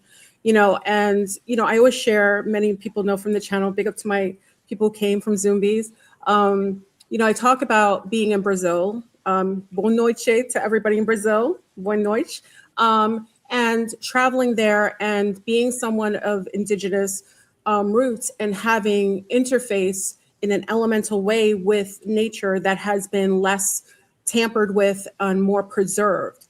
And speaking about the fact of being a female and having technology within the biosphere, and my personal perception, gentlemen, I'm a little racy with this, but women's clothing really cause a lot of blockages in how we receive and how we interface with nature or the elemental realm. And as one going and being in Brazil very often, especially amongst the trees that have been there long-standing for long periods of time and having ancestral linkage, is that the elemental realm will interface with you vibrationally based on cellular memory. And a lot of times we have trees, plants will call you to interface with them. I actually think, coming from an indigenous background, that plants will invite you to engage with them. And that's more, I'm of the fan of like, not all the time do you have to ingest. A lot of times, especially with women, it's being unrobed and being in nature and allowing our electromagnetic field to interface with the trees and the elemental, different realms of the elemental forms, like whether it's gnomes, fairies, whatever you have, is that women have the capability based on our nature, and also being void of certain foods that mess or tamper with our frequency. I'm a fan of fasting and taking things out rather than putting things in, and also being in nature interface with that purity. A lot of times you will have what people will have when they're having an engaging inhaling or taking in a plant. You can have that electromagnetically with your body if you have a purity, a cleanliness about you. And I've had that experience with the trees or the rocks that interface with you, because now you don't have that interference, that static on you, and they're able to telepathically, or what I perceive telepathic. When I say telepathic, it's basically like imprinting sound frequencies, light frequencies, sometimes imagery inside of you that you can communicate back and forth with them. So I think a lot of times when we talk about interdimensional, we have to also add in like elemental interface, which is another dimension, kind of a frequency outside of our perception, our basic perception. And also, inner earth beings that reside just beneath us, they tend to interface with us when we have a certain kind of vibratory frequency that they resonate at, and it allows for better connectivity or receptivity to interface or talk to us. Indeed. All right. And just to say something, this sister said something she just said something so beautiful, because people, the Rastas, when I used to be amongst the Rastas, they used to say that the trees had the roots in the ground, and we as humans have the roots in the sky with the dreads, the locks. And the grounding that we have is that when we wrap with the tree, this is why I used to take my students into the park, and I used to get some copper wire, and we used to go up with the pendulum to find the portal, because every tree that's, say, beyond 100 years has a portal of energy. And once you wrap it around that particular tree and then wrap it around your head, you can communicate with the copper wire tied here and focus right here. You can communicate with the tree, because the tree itself has a memory within the rings. Each one of the rings has a memory engram that you can tap into. And so what happens is, when you ground with that engram, the engrams that tree has in the earth, that tree is talking to every other tree on the plane that we live on. Because they all interface. That's why certain bush don't like white people. Certain bush can't be somebody. They know who you are. They know it. They don't mess with it. Don't give them nothing, and so forth. So what happens is, you can interface with that tree on a more personal and really instinctive level by getting around it. You have to learn to use the pendulum. The pendulum will tell you where the portal energy is. You tie it around the tree, and then make it six different folds. Put it around here. Put it back around your head, and put 6 different folds here, and see if you could shape it into an ankh that presses against your head. This is all my students know about this. And then go into a meditation And you could see the people were telling me that the tree was telling the people, to my students, what it looked like before the park was there. And so you can get more and more personally involved with the tree, or with the green family, or with the root family, the earth family. And sister said it so beautifully that sisters need to take off the clothes and be bare-breasted the way the actual sisters indigenously live. And they were getting all that information from the melanin, triggering that mitochondria and giving back that mother wisdom. Yes. Dr. Wesley, you want to close that question out, or what? Oh, well, in terms of personal experience of intoxicating or consciousness expansion, which you call plant medicine, I have nothing to offer. I would defer to what was said by my brothers and sisters. I would only salute Sister Flora Brun, your nod to fasting and the privileging of taking out over taking in. I love that. Salute. Indeed. Salud. So something I want to touch on now, family, and once again, shout out. We had about 5,000 in the chat. One thing I want to touch on now is this idea, and a couple of you alluded to it, this idea of time travel. And when we discuss extraterrestrials, when we discuss aliens or ultra-terrestrial, whatever name you want to call it, interdimensional beings, interstellar beings, a lot of us seen the movie Interstellar. Time travel was a big factor in that movie. I want to bring into the equation what they talk about as the grandfather's paradox. So the grandfather's paradox is used in physics and philosophy to question whether time travel in the past is actually possible. So let me give an example. You build a time machine. You travel back, and you travel back to a time before your grandfather had children. You accidentally prevent your grandfather from having children. If your grandfather never had children, your parent wouldn't exist, which means you would never exist. So this creates a paradox with reality, where time travel is kind of like, how can this exist? If you tamper with the past, everything that happened made it perfect for you to be here now. Why do I bring this up? Because when we talk about the Anunnaki, or when we talk about a lot of these aliens or extraterrestrials, they say this is a future civilization that is coming to the past to change things, to make it right for their civilization where they're at currently. So my question is, if they change civilization or they altered with the past, they wouldn't be who they would be. Therefore, they wouldn't be able to come into the past in the first place. So can we talk about the idea, how is time travel a real activity or something real if we have this grandfather's paradox in play? You still have. Go ahead, Rod. Did you? Oh, okay. You still have that play. Good one. This is a good one. You still have at play infinite possibility. You got infinite probability.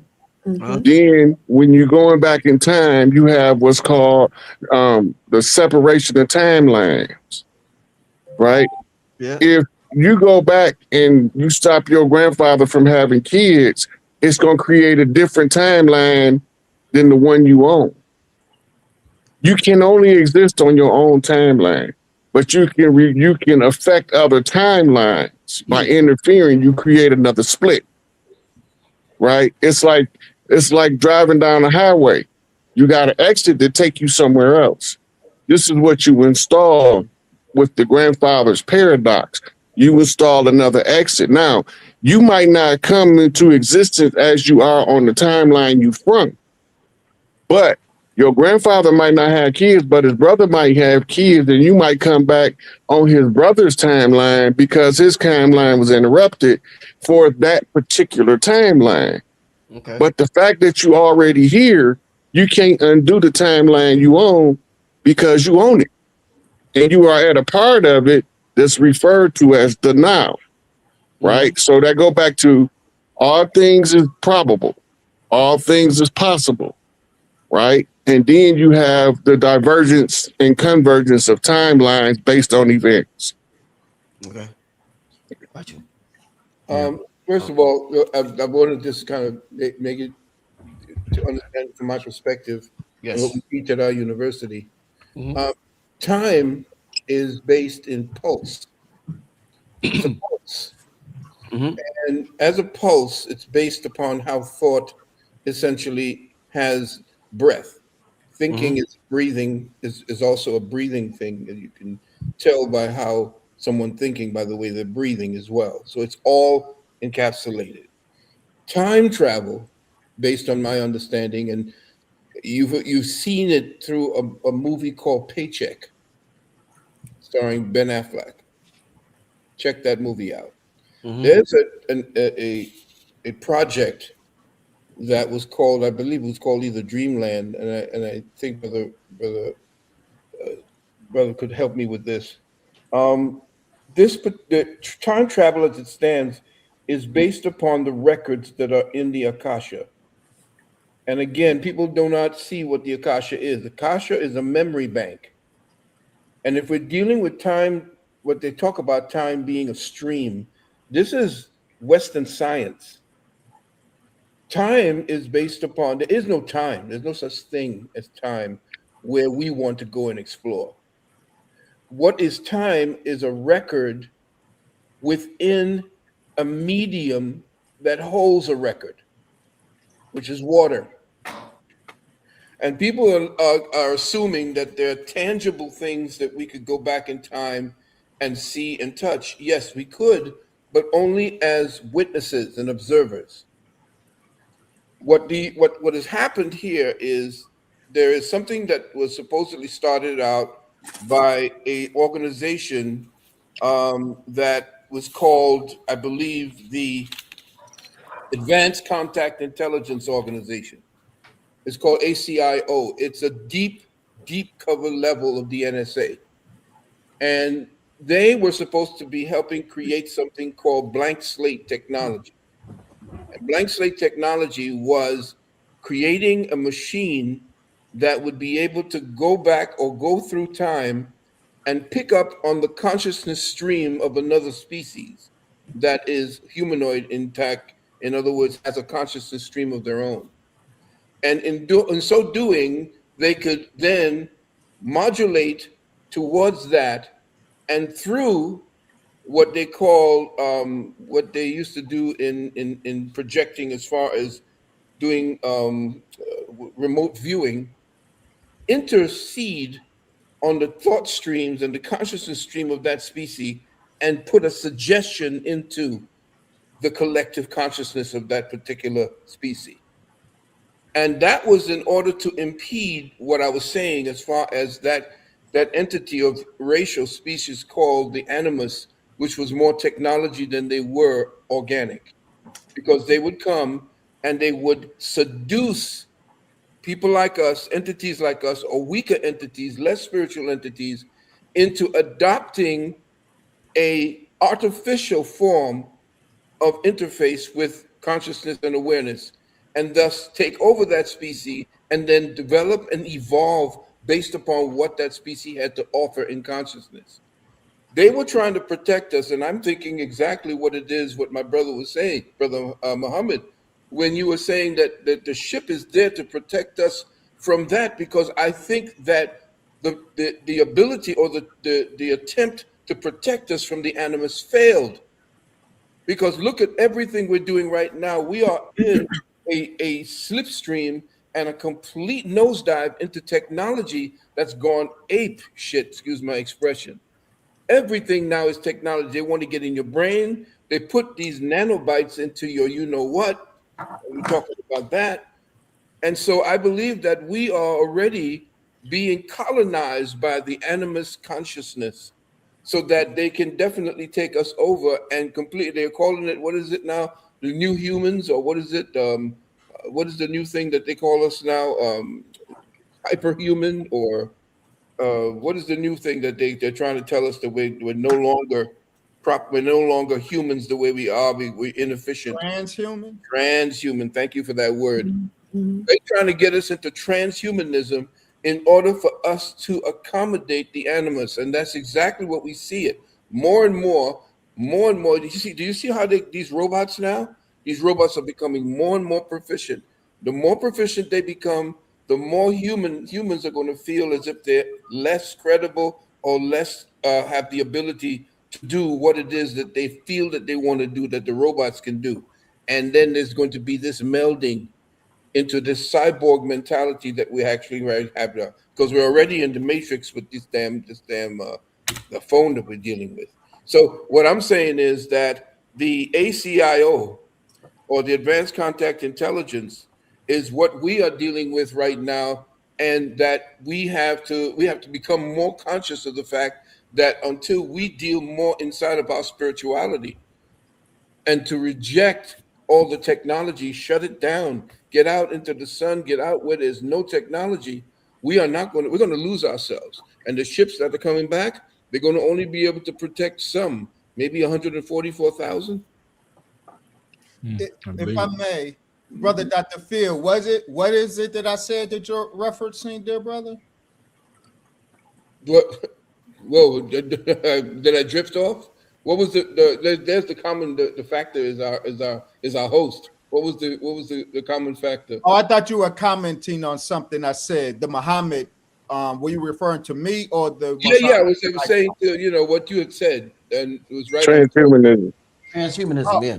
Transhumanism. I get it. I misunderstood. Thank you. Yeah. No. I was saying that the ship that is interfacing with the Honorable Elijah Muhammad and Minister Farrakhan, they're probably back.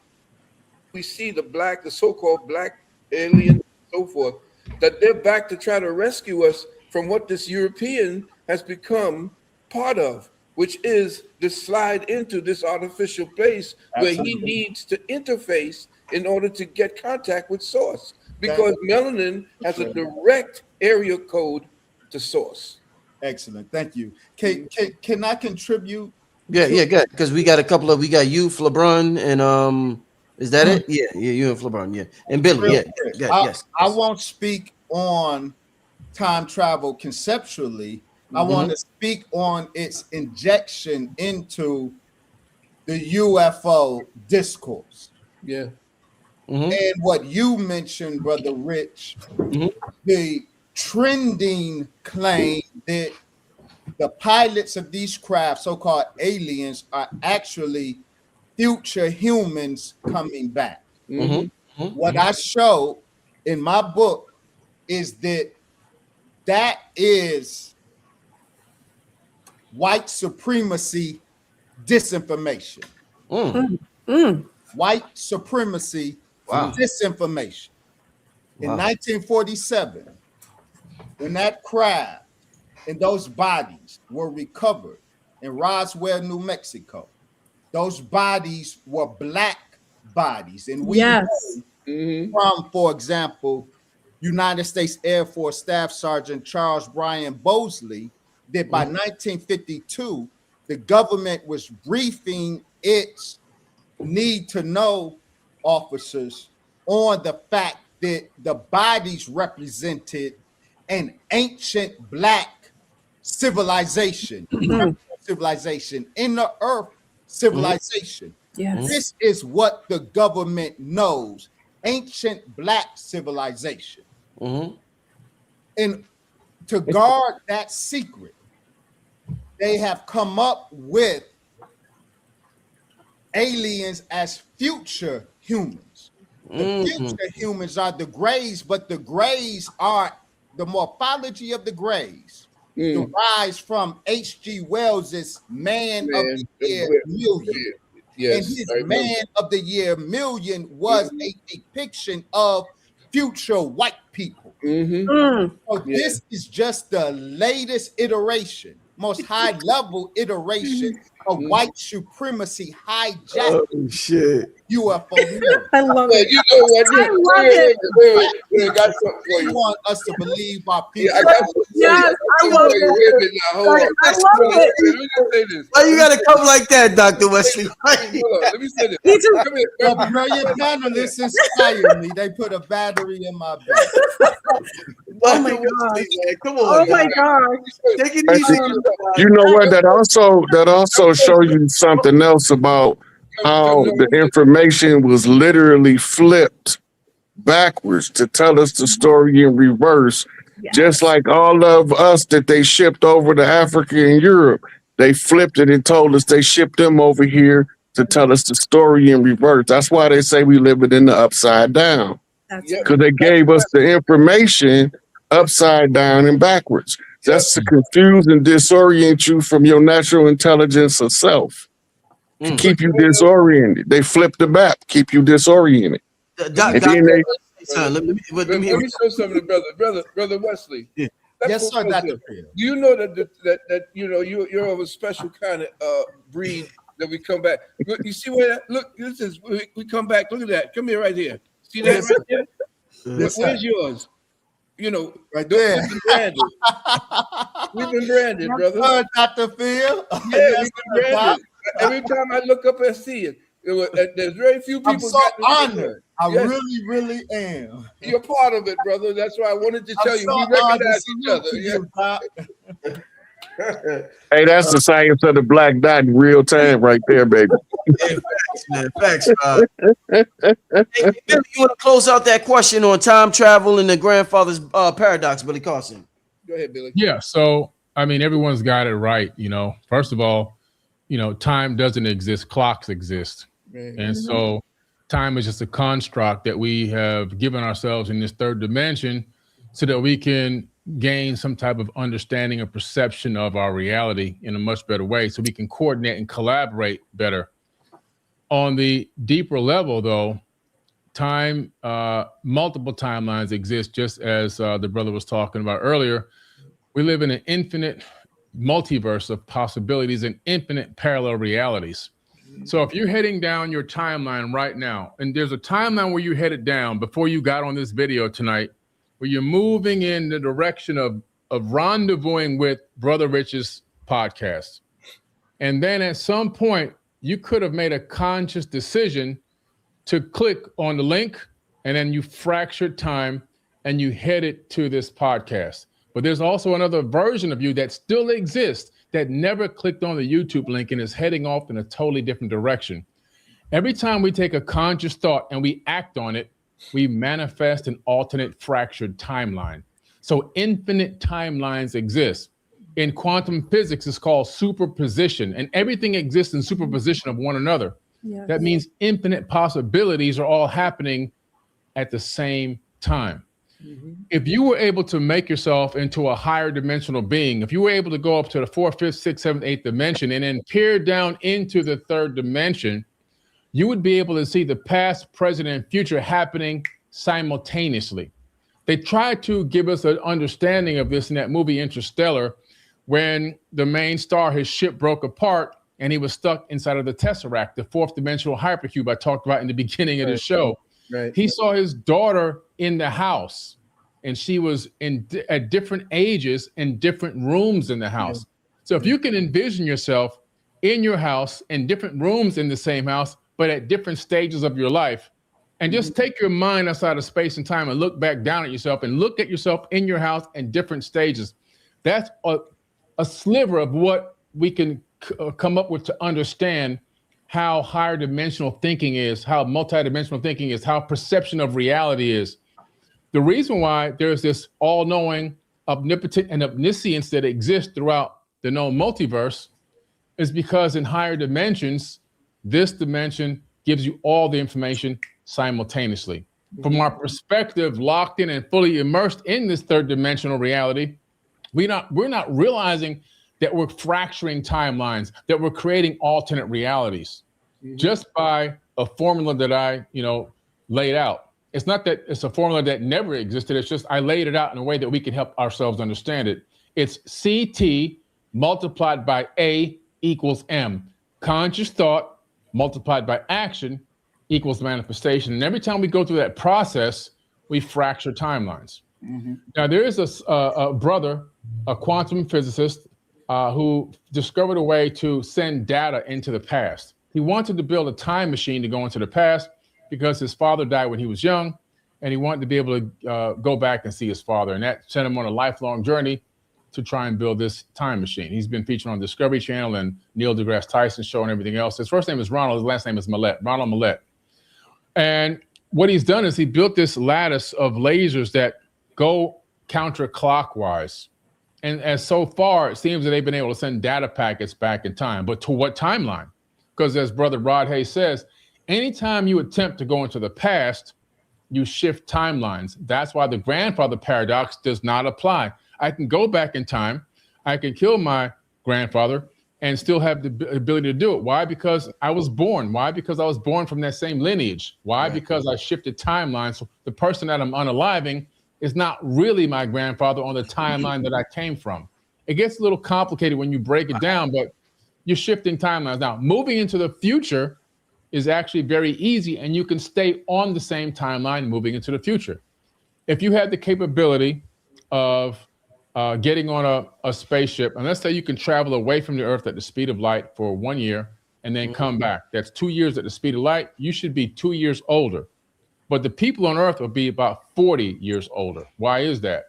Because of time dilation.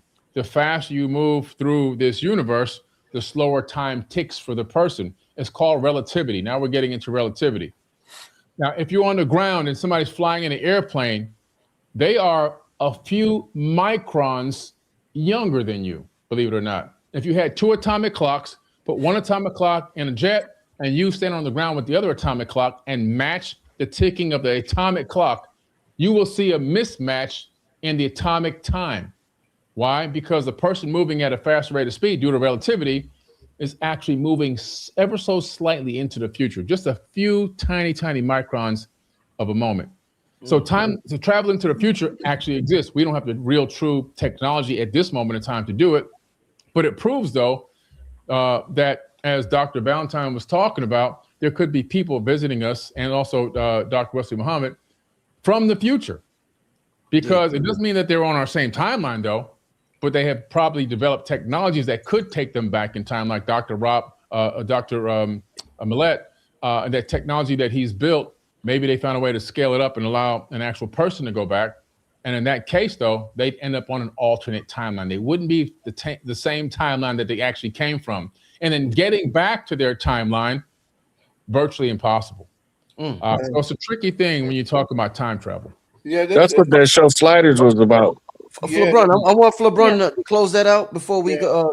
Close it out, LeBron. Well, my concept of time is that we are living in a multiverse, and we do understand that if you've ever watched anyone who remote views, it's very difficult for them to process triangulating specific timelines because it splinters so infinitely that you can't predict the future because there's so many infinite possibilities and probabilities. So with time in itself, to my understanding, is that it overlaps and interdimension, like frequency. Also, a lot of people who say they hack timelines or time space continuums, is that it's almost like they've learned to biohack their bodies, change the frequency, the vibratory frequency of their body, resonate at a certain hue or tone. That's why colors and sound matters. That's why, I used to do it a long time ago. I've been on YouTube a long time, but like a couple of years ago, I used to do time hacking where I would just change the frequency and listen to time. I would do a recession of music, like Michael Jackson, a certain year, go back, listen to a certain music, and I would kind of hack into a certain frequency and timeline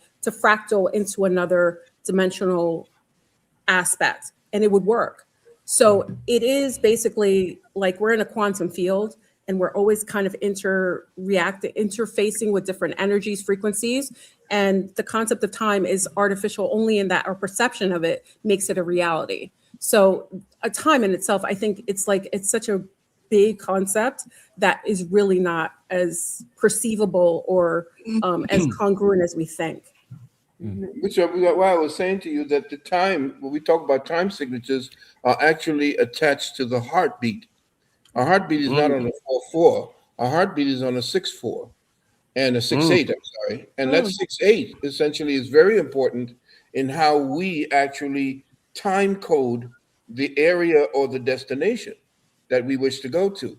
So where we have to deal with time, the reason why we have a 6/8 pulse and why everything pulses, our breathing is a pulse, the heart is a pulse, everything that we deal with, we're dealing in twos.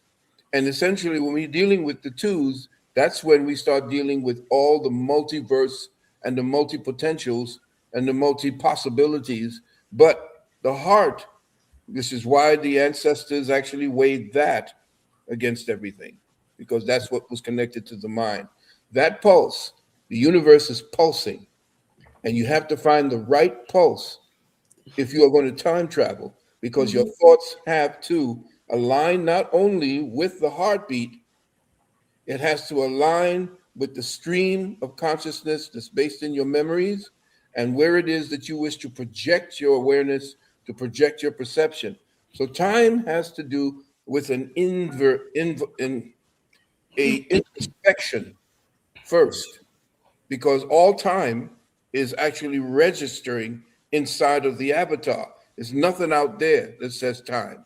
It's what the avatar is perceiving. So the avatar has to weigh the heart to understand the balance in what that particular mindset is thinking and where that mindset wants to go in time. And again, thought and time are the same.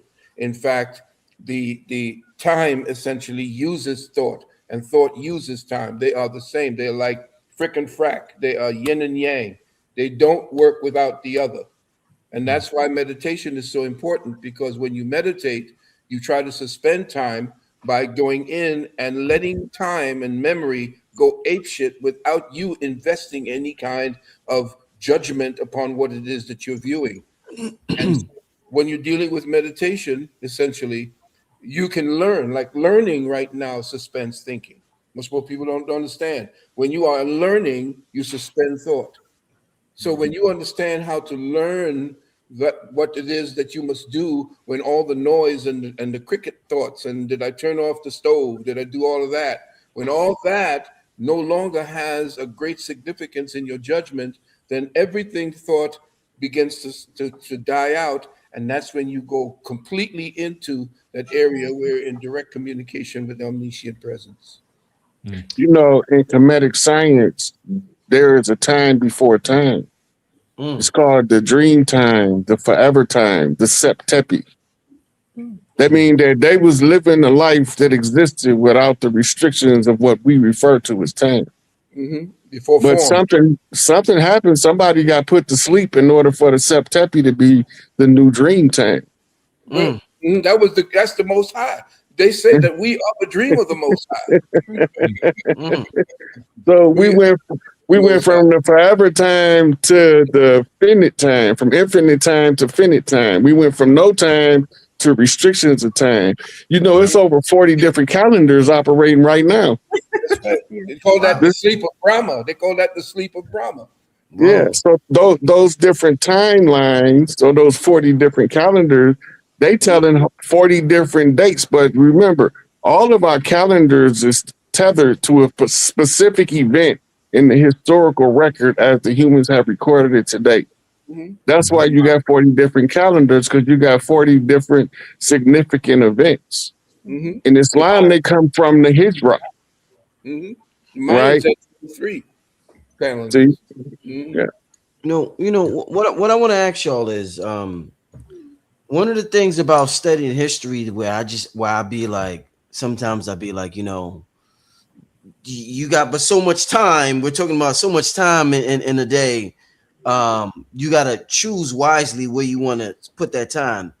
Sometimes when it comes to studying history versus come to just building things, I'd be like, man, I ain't got time to study this history, the Morse history, that. It's so time consuming.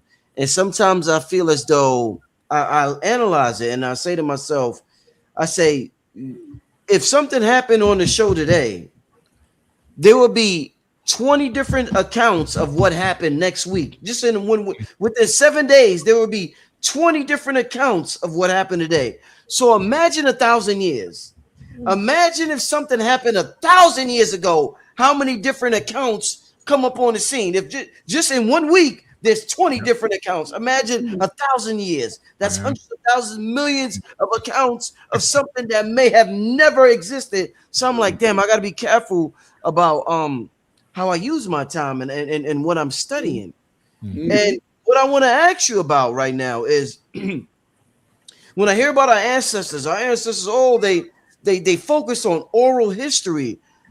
Because of what I just said, do you think we messed up by relying on oral history instead of being logical and writing everything down? Because if I write down my will, my woman and my children can't fuck it up because it's written down.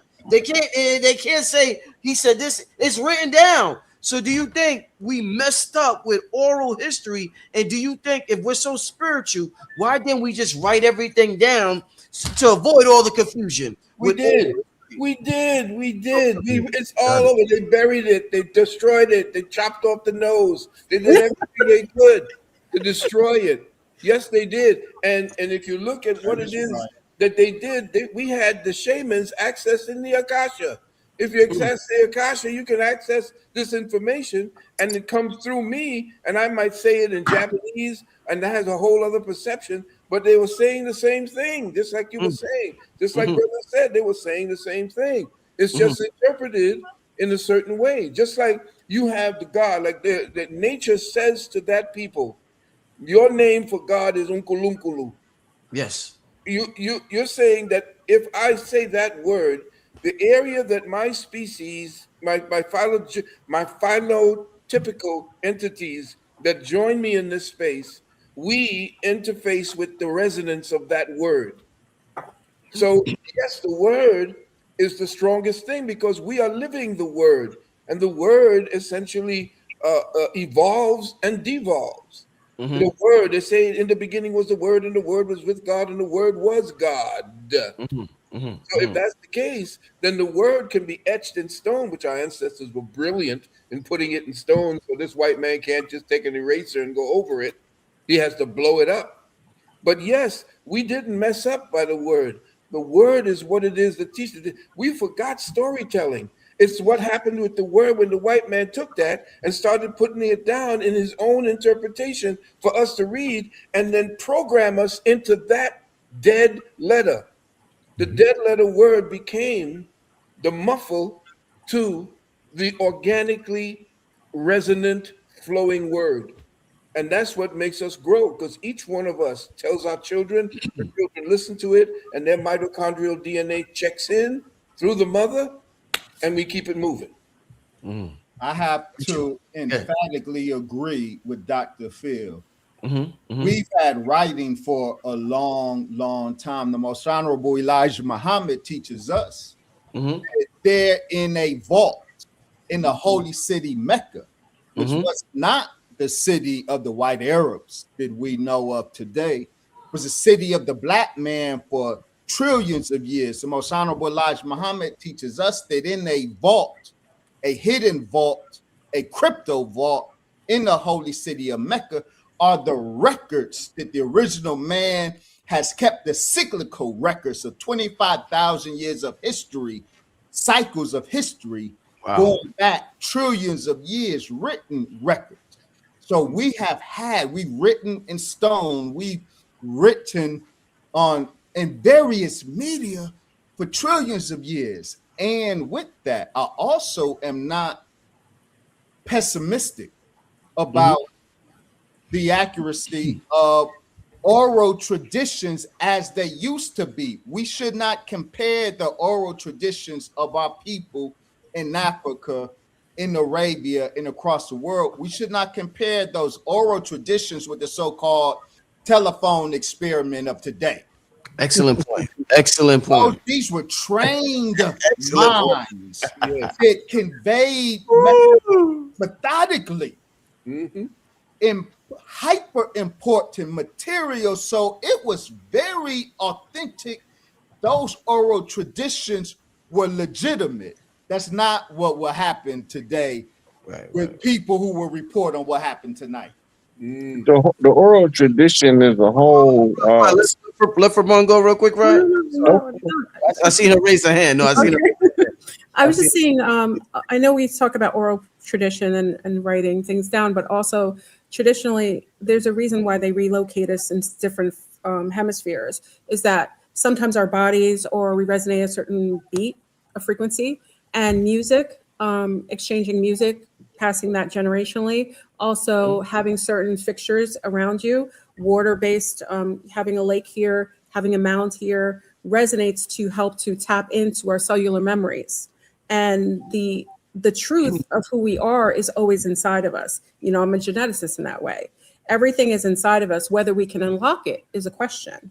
And a lot of times we can unlock things by being in a certain terrain that is very familiar or similar to that of our ancestors, or hearing a sound or a clap or beats that help to activate the cellular memory that uncaps or unlocks certain truths or aspects that we need to know. And I think that's why they perpetually kept moving us around, taking us off the land. And I'm going to pass that to Rod because he's more vetted in that, taking us off the terrain and land where our ancestors were, which would have helped us and assisted us. And I think, you know, I've talked to Rod about this, is that, you know, a lot of times, you know, why don't the people of the land now know how to do agriculture? Why was that something that had to be taught? That would have been something that would have been intrinsically, innately inside of them. You would just know, like how certain animals are born. They don't learn, and not necessarily not looking at someone to teach them something. They innately have these qualities. So I think in dispersing and moving people off of a certain terrain, frequency-wise, it harmonizes us and doesn't allow us to tap into cellular memory. And, you know, I'm big into physical resonance as a woman. I pass it to Rod. Yeah, brilliant. That's one of the things about the oral tradition. The oral tradition was not to tell you the history of the world. It was to draw out what's already in you, in your genetic code. Your parents got a unique way to talk to each child. And the way that they talk to each child is to maximize their potential to develop into a higher form of self, what we call the God self. From the position of the God self, all things are known to you, right? Then we have an ancient science, the Kemetic science of Husia, which consists of the authoritative utterance infused with the exceptional insight, right? So when we talking oral tradition, we talking about using the means of the frequency of verbally relaying information in order to trigger ideas, concepts, and thoughts that's long been dormant to come back to the forefront. Hey, you remember who you are, because as soon as you remember who you are, then you're going to trigger everybody around you to begin to remember who they are. And then it's going to become like that old shampoo commercial, and you teach too, and so on and so on and so on. But you know it, everybody is starting to wake up from the slumber.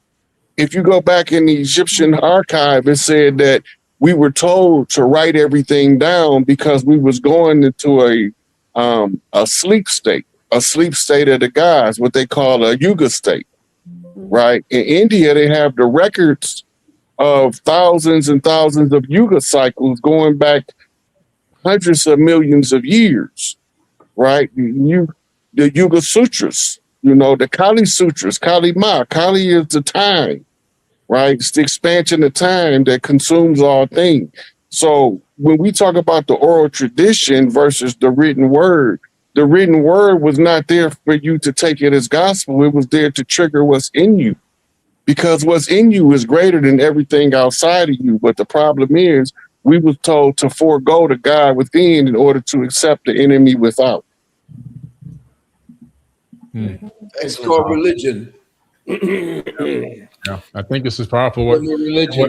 Just what everyone's saying here is, I'm sorry, you want to go ahead, Dr. Valentine? No, I just wanted to put an emphasis on what my brother Rod had said, that we formalized spirituality into these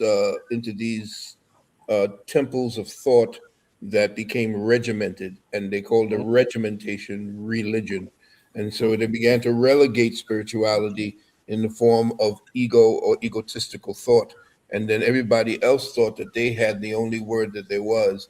And so they split us off into this Abrahamic structure that had us fight. Look at who's fighting right now and bringing us closer to World War III. All three of the Abrahamic religions right now are being interpreted by the white man and by the man who is from the Levant, that Neo-Neanderthal. That Neo-Neanderthal is interpreting everything that we put down. It was meant to be spiritual, and they interpreted it in this egotistical fashion. They don't have the damn melanin to actually decode what it really means. But anyway, I'm not here. I'm not here. Great point. Yo, no, I'm not. Billy, Dr. Valentine said Neo-Neanderthal. Right. Great powerful point. Well, Dr. Valentine's got a valid point, though. I mean, what we're really understanding is this. When you look at the people of melanin around the world as a whole, you discover overall that we're the most kind, loving, caring, and peaceful people that have existed in quite some time. It doesn't mean we never had wars. It doesn't mean we've never, had situations. But if you just look at the stories in his story,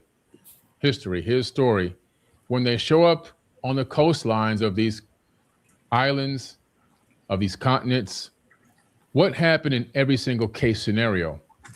The inhabitants there, the indigenous peoples, always offered help, assistance, food, shelter, whatever you need. We got it. We got you. We love you. We're here to help you. We're peaceful and loving people. And so when these people saw that, unfortunately, instead of seeing it as a strength, they saw it as a weakness. And they decided to take advantage of our gentleness. The only reason why there are people on the news, in terms of people of color on the news, in shootings and fighting and things like that, or theft, is simply because of one thing and one thing only. Actually, two things. The first thing is we're living in that typically happens in areas where resources are scarce. And so it's a battle over resources, inner city scarcity, but a scarcity mindset that's been programmed into us. And then the second reason is only 5 companies own all the media, and all of those companies are owned by Mossad in Israel. Mm-hmm. And so we're dealing with a very skewed perception of reality. Even all of our school books were written by Ghislaine Maxwell's father. And all the books that we've been learning the whole time growing up from elementary all the way up have been brainwashing us into a particular perception of reality that didn't really exist. Again, his story. Mm-hmm. And so Black people are some of the most kindest, lovingest people that existed on this planet. It's just a fact. You look at the Dogon tribe in Mali, Africa, no police force, no prisons. If there's a disagreement, an elder gets involved, he negotiates the settlement. And after that moment that is settled, it's never spoken of again. Mm-hmm. There's no aggression, there's no fighting, there's no theft, there's no unaliving, and there's definitely no Epsteining going on either. Mm-hmm. And so it's just a small example of the power of the culture and the fact that we have been taken over. If you want to look at the planet as a whole, and this is no shot to any white people that are watching, I'm just labeling actual facts. Yes, I'm just only talking facts here, and I want people to really evaluate this planet on a global scale. We begin to take a look at who's writing these laws into Congress, who's writing these laws in the Senate, who's writing these legislations, who's signing most of the executive orders that have ever existed, right? Most, not all, but most. Who is running the Fortune 500 corporations that are poisoning the oceans and dumping toxic chemicals in the soil? Who is wearing $10,000 suits, sending young, brown, and poor people to go fight battles across the ocean when they dodge the draft 5 times themselves? Who are wreaking all the havoc on the planet almost 24/7, and every time you turn around, it's another situation going on. These crazy battles over megalithic resources for power, control, domination, and money, and to control the GDP of entire countries. It's not us. It's just not us. Mm. So at the end of the day, what I'm saying can easily be proven just by opening your eyes and taking a look at the geopolitical situation that's happening in this exact moment. They have white people unaliving white people in broad daylight on TV. It's out of control. Yeah. Crime is just out of control right now. Dr. Carol Bond said that melanin was the mellow molecule. He said that melanin is the Like mellow molecule. the empathy molecule? Empathy, you mean? Like No, empathy? the mellow molecule. He said Okay. because Mellow.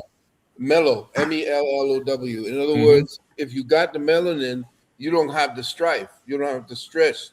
And what has happened is, what's her name? Lana Cantrell said that the problem with so-called white people is that they cannot convert oxygen properly, which is why they use a lot of alcohol.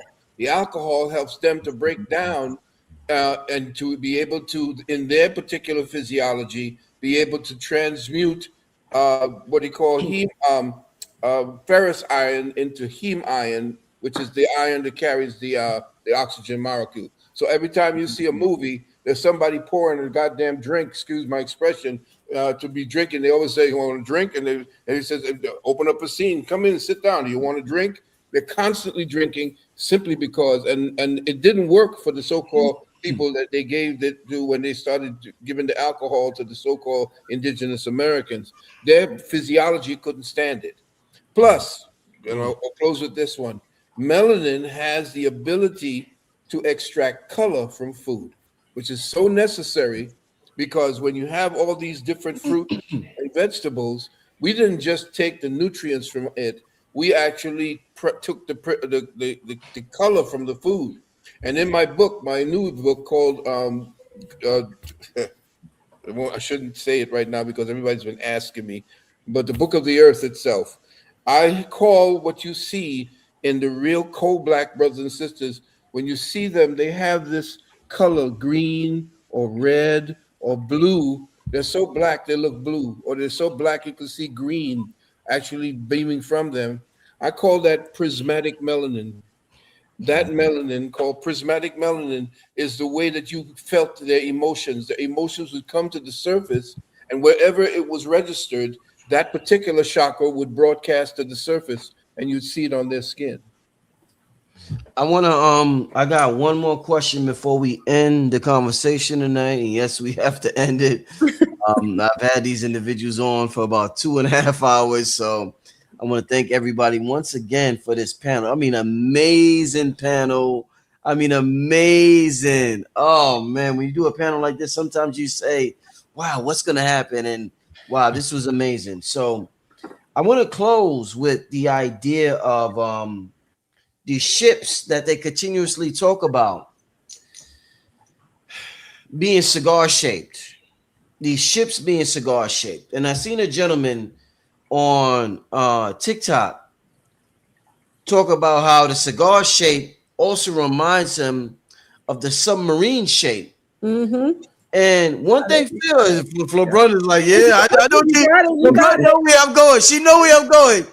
One thing Phil always talks about is our ear. We're in, fish don't know they're in water. That's right. So let's say we fish. We don't know we're in water. We don't know we're in water. So I want to talk to you about the idea of these UFOs, cigar-shaped ship, and the similarities between it and the submarine technology. Maybe if we study submarine technology, we will understand UFO technology better, being that it's just different states of water. So let's have a thorough understanding of water and technology for this last question with UFOs and submarines and everything being water in different states. Let's go, family. Come on. Who got first? Water come in 3 states: solid, fixed, and mutable. It's a liquid, which is immutable. It's a steam, which is a gas. It's an ice, which is a solid.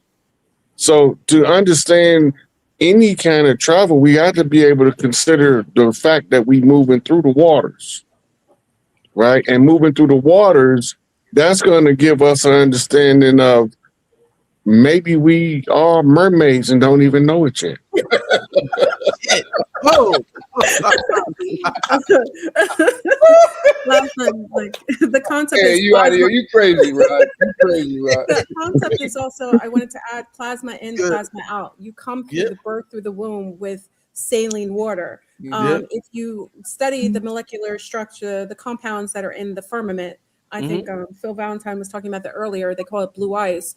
It has a high concentration, like a saline concentration, and it kind of dissipates at a slower rate, and it doesn't really burn or break down. But I personally love that you brought up the submarine, And I have a concept that we're coexisting in a holographic experience, and we're actually asleep in a cryo state, projecting ourselves into this reality, perhaps during some traveling or for a kind of like training. So, that's my concept, is that the waters above and below are sometimes where some of us are housed physically, and we're projecting ourselves into this reality where we're, because if you dream and you're awake, it's very similar in how you feel if you're dreaming and awake. So, that's my concept. And I actually think what you're seeing above is a submarine. Yeah. Perfect. Let me say this real quick. We are projections. Everything about this avatar is a projection into the density that we call third density or the third dimension. But that particular cigar shape does not only help to navigate, it is also transdimensional navigation. It's easier to go through the sun that way, in that particular shape, from one reality to the other sun in another dome. Cigar shape? So when you A solar suppository. in Yes. other words, a solar suppository. So what you need to do is it's much easier to go through the Stargate, to deal with the Stargate through that particular entity. When you're starting to deal from that, it's easier to go through the Stargate in that shape. And the ones that we see usually come off of those little small cylindrical ones, usually come off the big cigar shaped one. Excellent. Yes, brother. If I may, Yes, sir. I love all of what I'm hearing about water. I want to say something about the so-called cigar shape UFO. It's important that we understand the history of that description, and we have to distinguish the historical descriptions in the ufological literature the record of the cigar shape UFO. We have to distinguish today's cigar shape UFOs from that. Yes. Because as I demonstrate in my book, Chariots of the Black Gods, the Most Honorable Elijah Muhammad described these wheels, what the world, the authentic UFOs, the authentic craft called UFOs, are the wheels that the Most Honorable Elijah Muhammad revealed to the world, and the world is only now catching up to him. It's the main craft, half mile by half mile, that city in the sky, the mother plane, it's circular. And the fleet, the fighter fleet, the 1,500 baby planes are also circular.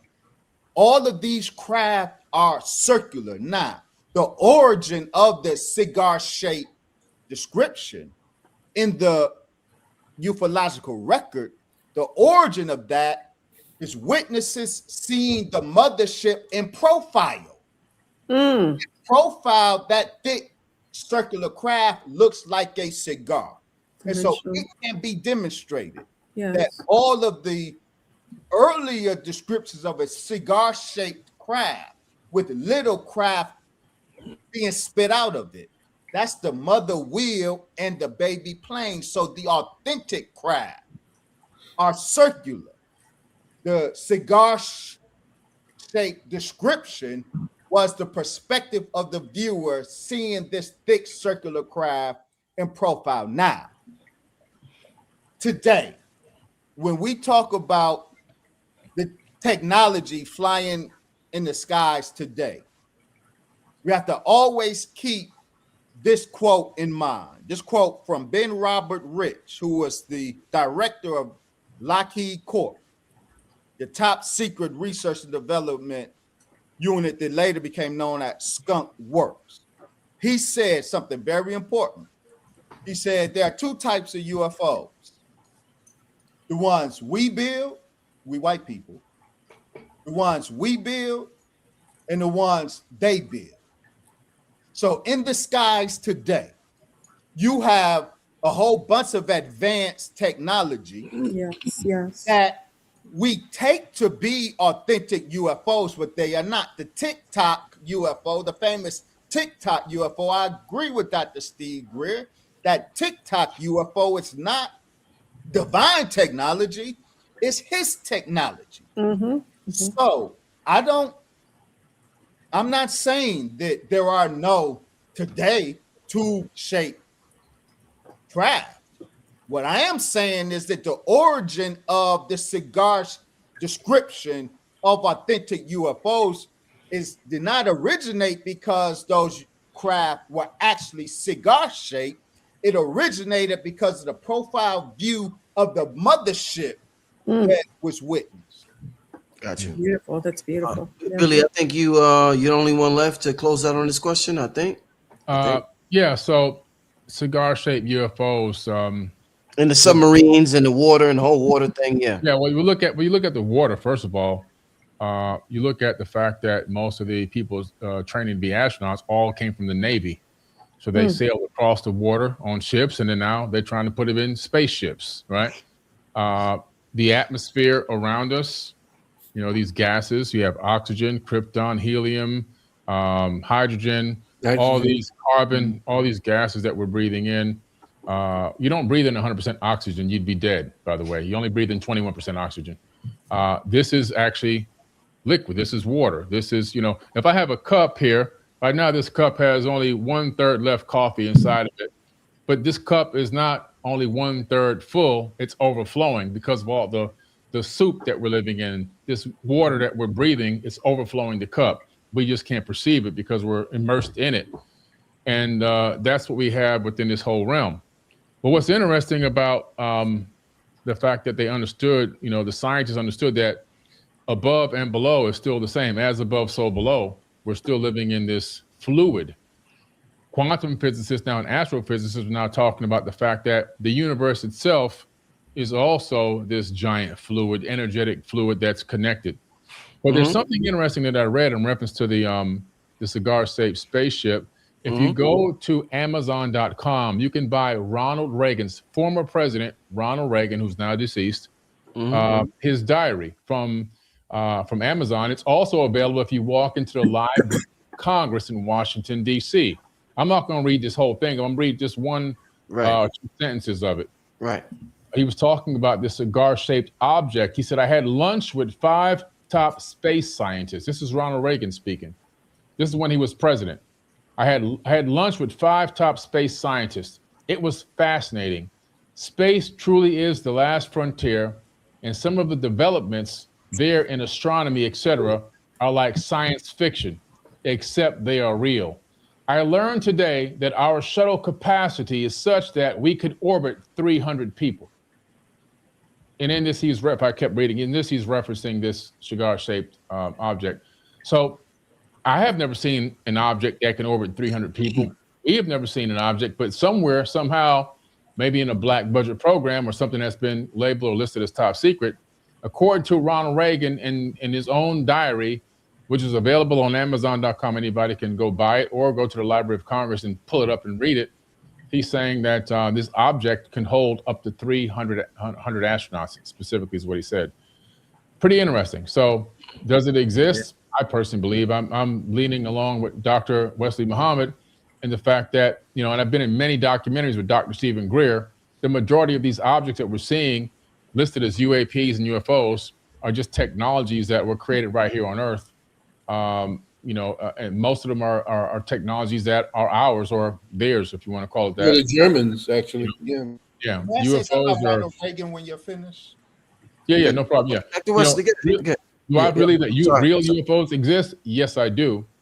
However, right now, what we're seeing, in my opinion, is a lot of reverse engineered technology or technology we've been able to develop based on ancient texts and tablets.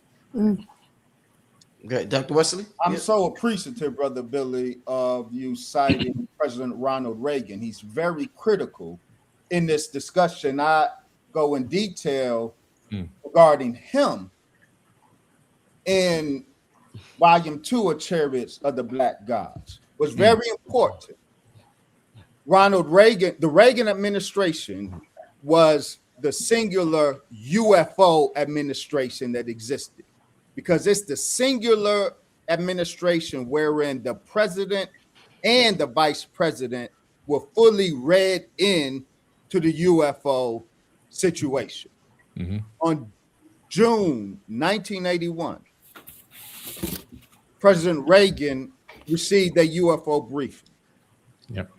And the briefing he received and he accepted defined his presidency. In that briefing, so I said, this UFO disclosure regime today is deception, is disinformation. They are publicly promoting the extraterrestrial narrative. It is a documented fact, and I documented that the true position of the U.S. government, but the most classified position of the U.S. government on the UFO phenomenon mirrors what the Most Honorable Elijah Muhammad said of the UFO phenomenon. Not just that they are black men flying them, but that they are black gods flying them. Ronald Reagan, in his June 1981 briefing, received a briefing detailing that very fact, detailing the UFO phenomenon in a way that mirrors what the Honorable Elijah Muhammad said about it. And from that briefing, his administration, President Reagan and Minister Farrakhan in the 80s formed a dyad. They both shared a forbidden knowledge on the reality of the UFO phenomenon. Minister Farrakhan was deemed a disclosure threat because what Reagan knew in classified settings, Minister Farrakhan was openly revealing in stadiums to thousands of black people. And when he revealed having been to the wheel in 1985, he publicly revealed it in 1986. That defined, he touched a classified nerve with the Reagan administration because President Ronald Reagan and Vice President George Bush, former head of the CIA, they knew from their classified briefings that what the Honorable Minister Farrakhan was saying to thousands of black people was true, and they deemed him a disclosure threat. That was a very important history. And the last thing I would say is the alien disinformation campaign begins in earnest in the late 80s.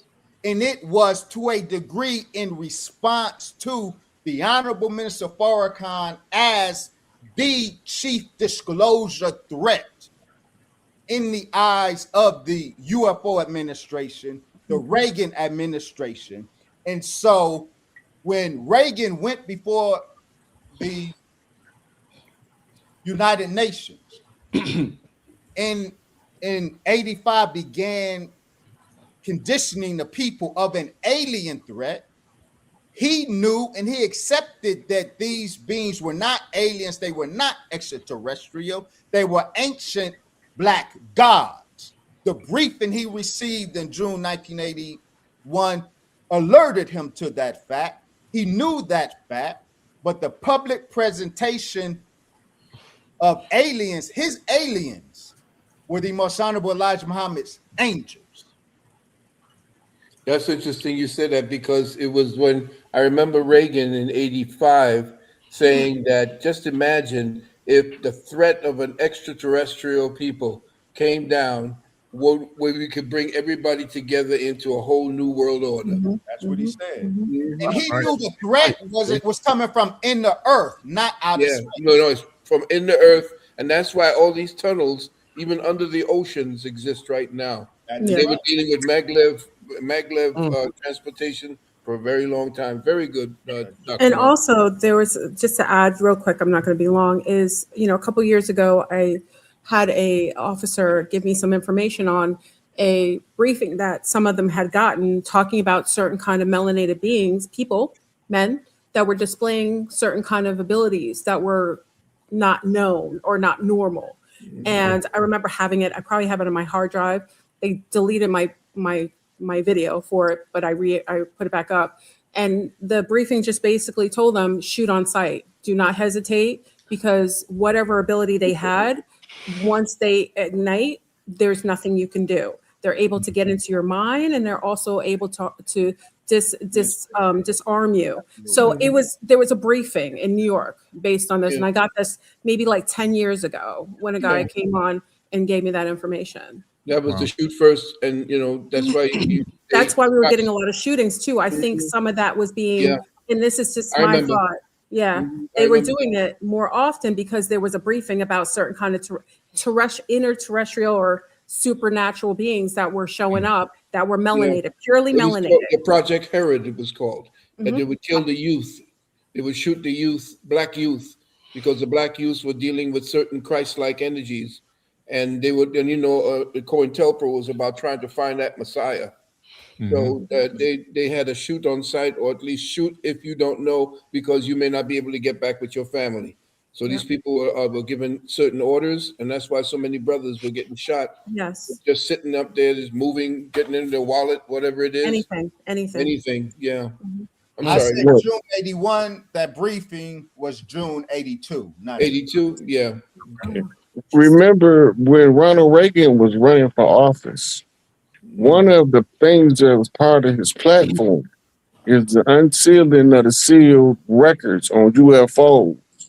Yeah. And this was based off an encounter that he had where he seen something take place when he was in the private airplane flying off of the coast of California. I remember, yeah.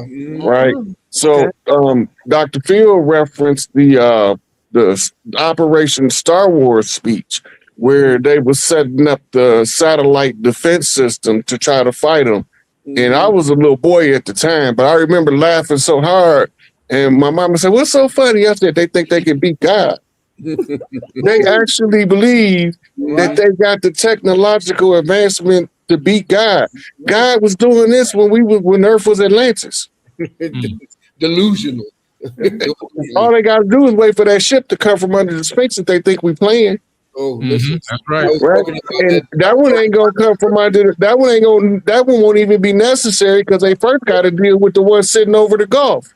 Well, I'll tell you. I told people about what was under the pyramid. Why we don't have access to Bermuda Island anymore. We can't even access it. They're doing something in that Bermuda area where we can't even go to the island. And we had a young lady come on my channel and tell me that there's a whole bunch of military people on the island and no one's allowed to come in. Try to look for flights, see how difficult to get over there. And then they got a whole contingent of the ones that's from that mother plane that's sitting over the Gulf in Florida on the Army base, waiting to come here and finish doing what we doing. They just waiting on the minister to get a green light. So quiet as it's kept. Most of us don't know this. Yeah. But as soon as he get a green light, this is gonna be over with. They've been flying back and forth under the ocean between Venezuela and Mayaro, Trinidad, when I was a boy growing up. And I used to see that, and my grandfather would say, "No, don't worry about that. That's nothing but flying fish." I said, "They fly all the way out to the other side?" I saw these cylindrical in the night, back when we used to go get crabs. When at a certain time in summertime, a whole lot of crabs would come up. We go crab hunting, and I saw this damn thing come right out of there, silver thing, shoot right out the ocean. And when I asked my grandfather, I said, "What is that?" He said, he didn't want to get into it. I know he didn't. But he just said, "That's flying fish. Don't worry about it." Oh, man. That is imprinted in my head.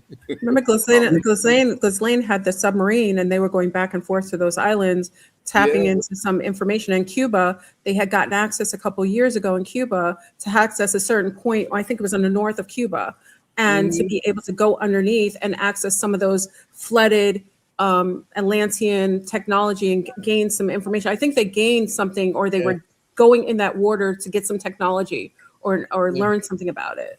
Yeah. I know back in 2019, 2020, they had bombed a underwater base, and the people that washed up didn't have pink skin. That's all I can tell you. I had the video. Yeah. Somebody had sent me the video. Those was the ones that we call the evil ones. They was in an underwater biodome. Oh, okay. Yeah, a biodome. Well, the first person to send something down there, it was whoever was running the U.S. military, because they bombed it. They bombed it, and the people that watched the shore, they had on shorts and t-shirts. They looked like they was walking down the Jamaican beach, but this was over in the Pacific Islands. You know, they have a prison that they're building underwater down there that they want to shove down about a mile deep now for people like us. That's what they're building. They don't want people. The consciousness is growing so heavy that they are right now building a prison underwater. Well, you heard about that white guy that got kidnapped supposedly by dolphins, right? Oh, he was kidnapped by dolphins, and supposedly he was writing down the blueprint on it, and he was all kinds of sunburned. And normally I say this is like some sort of like fake news, but then you listen to him, because again, they use frequencies. I had interface with dolphins. They use frequencies to communicate. And again, they showed in his lungs, he had some sort of plankton. Like that's odd to have in his lungs. So they were able to aspirate and find some sort of aspiration, something inside of his lungs that kind of detailed that he might have been breathing in the water. And it was just drawing blueprints, and they basically wanted him to build like a underground facility. I actually think it's because of the reset and the pole shift that's coming up for some of us who will be going back into the water. You know, they also said that he was irradiating a smell that smelled like seawater. Yes. Look, if you look at Christopher Columbus's his captain's log. So captains don't just write anything in their captain's log. A captain's log is considered to be sacred because it has to be turned back over to the king or queen, especially back in that time. So when Christopher Columbus was stumbling around the ocean trying to find India, which is why we call Indians in America, it's not because they're Indians. He was trying to find India. He coined the term Indians. They're actually not Indians, obviously. They were Mayans and Aztecs and indigenous Africans that came over here long before him. However, on his way over, he details in his captain's log that this object, this massive object, came up out of the ocean, and it was nighttime. It lit up the sky like the sun and went off into the heavens, which means space. We're talking about a USO, unidentified submerged object, coming up out of the ocean and traveling up into the sky. It's going somewhere, but it was so bright it lit up the whole sky. Now, this is a time when light bulbs didn't even exist yet. All they had was oil lamps and torches. So for him to say something lit up the entire sky, he saw something incredible. And I'm leaning on the fact that this may be one of these submerged underwater, flying devices. That sounds just like the one William Cooper described that led him down the rabbit hole. When he was on the bow of the ship and that UFO shot out the water. I remember. Most ships are underneath the water, as far as I know. And also they use the salt water, which they deny us and they ban us from doing it. Use hydro, electricity to power their ships. You see them a lot of times funneling water, like seawater, which we can do with our cars, which everybody who's done it, they've killed off. They've killed them off. Exactly. Yeah. Exactly. All right. What's his name? Look at Rick. Look at Rich. Which is like I don't know. Let him go freestyle. This is like y'all don't understand how beautiful this is for me to witness this and be a part of this and be like a point guard to what's going on and what happened tonight and seeing at the end, because I know. Listen, I know we all come from different backgrounds. We've studied different schools of thoughts, but for us to gather together, collaborate, even though we may not believe everything the next one says, is so amazing to me. And the fact that we're so in a good space at the end of the show, and we're collaborating and sharing ideas and what we've learned and researched, it's a beautiful thing. And this is a teaching moment for the rest of our community in terms of we don't all have to agree with everything everybody says. But I think that if we are honest with ourselves, and if you're not a part of the Epstein gang, then you should be a part of what we're talking about here. You know what I'm saying? If you're not a part of that gang, then there shouldn't be nothing wrong with what we're saying here tonight. unless you're just lying to yourself. And I'm just elated that at the guests tonight, and what we still got 5,000 people. We have over 5,000 people in the chat, and we've been on for over almost 3 hours, and 5,000 people are still watching live. So that is absolutely amazing. This is a Tuesday night. I want to close out. Everybody, leave your contact information. Anything you got coming up, let the 5,000 people contact you, get in touch with you, and see what you got going on. We can start out with the elder Dr. Phil Valentine. Yes. Thank you very much. I feel so good being the elder Dr. Valentine today. Anyway, it's an honor to share this platform with you, family. Boy, I love you all so much. You have there's a place in my heart for only very few people. And I have actually moved some furniture to gather you guys in so that you can come in and join me right here. I want to say this too. My number 800-847-1291, 800-847-1291. I have a University of Commission Sciences. You can get in contact with me about when we start. It's a 3-month course, and we get deeply into this personal one-to-one. It's part of my philosophy over the last nearly 50 years of doing this. And so as the elder, I've been doing this for a while, and I wanted to put it into a university forum. That being said, I want to also ask everyone to put down my wife's YouTube channel. She just opened it up. It's a beautiful meditative channel dealing with health and meditation. And it's Dr. Nalani Valentine. Just go up to the site. Lastly, Rich and I are going to do something very special on Patreon coming up towards the end of the month. Hopefully, I'll be finished with everything I'm going to be doing at that point. But on Patreon, I'm going to go ballistic about everything that's happening today. And I'm prayerful that everyone who is here watching, you 5,000 people, please join Rich and myself. I'm going to be doing a mini webinar with everything involved, like I did the last time, with PowerPoint presentation. This should take about 2 hours. I'm hoping that Rich would accommodate me on that, because I got a lot to say. And I want to thank everybody here for allowing me to bask in the presence of all this genius, and especially all this love that you people radiate out to our people. Dua. Beautiful. Who's next? Anybody, who's next? Next in eldership? Let me see. Who's the next one under me older? I don't know. I'm in my mid-70s. I'll just say that. But I'm 54. Who's younger than me? Yeah. I think I'm the old. I think I'm the Billy. So anyway, yes, it's great to be in the elder group. Well, actually, we are all of us on this panel. We are the new ancestors. Yes, sir. And everyone in the live chat, we are the new ancestors. Y'all in the chat, y'all are new ancestors. So, it's up to us, everyone in the live chat, the 5,000 people watching and supporting and paying attention and learning, and also some of the people in the chat are also intelligent, magnificent people. And I'm honored to be on this panel with all these great minds. And I love the fact that we can all come together and we can find some common ground and have a great conversation. This is a true testament to what I was talking about earlier in terms of us being people of reverence, people of peace, people of calm, and people of also the balance of divine feminine and divine masculine energy.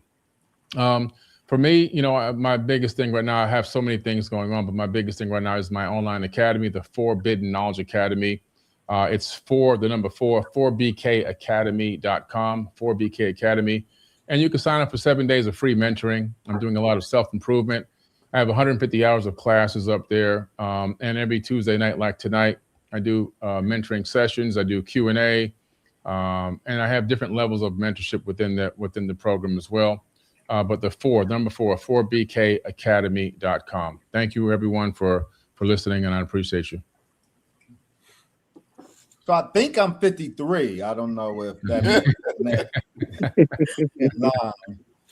I have to echo. This was a beautiful demonstration.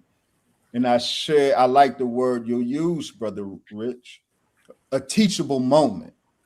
for us as a community. Indeed. All of these brilliant Black minds on display, and there was no single moment of acrimony, of ego, of anything Here. You're here. fractured the Well love. said. Well said. Well I said. admire every single one of you on this panel, and I love every single one of you. I salute every single one of you, and lastly, I am very impressed by each and every one of you. Thank you for inviting your brother to participate. I can be reached simply at wesleymuhammad.com or drwesley.info. I pray that the ancestors, by which I mean Allah, past and present, blesses each and every one of you with continued success and growth going forward. Indeed. All right, who's next? Hey, look, I gotta tell you this. Back in the late 90s, early 2000s, when I was locked up, I was listening to Dr. Ben and Dr. Clark and Dr. Phil Valentine on cassette tape. Yeah. And they was going down through there, and I kept asking. The guy that gave me the tape name was Hart Eel. He was Moore, and I kept asking, "Who is this Dr. Valentine?" And so he was like, he was one of the elders, and he was giving me the rundown who he was. I think, "You got any more Dr. Valentine stuff?" So I just wanted to make mention of that because he was one of the ones that I was listening to lectures that we had to sneak cassette tapes in to listen to because they couldn't come in by a regular channel. So it was on the black market, so to speak. And I've been following Dr. Wesley Muhammad for years. I watch all of the ministers that follow after Elijah and the ones that be teaching, and I'll be like, look at the messenger go.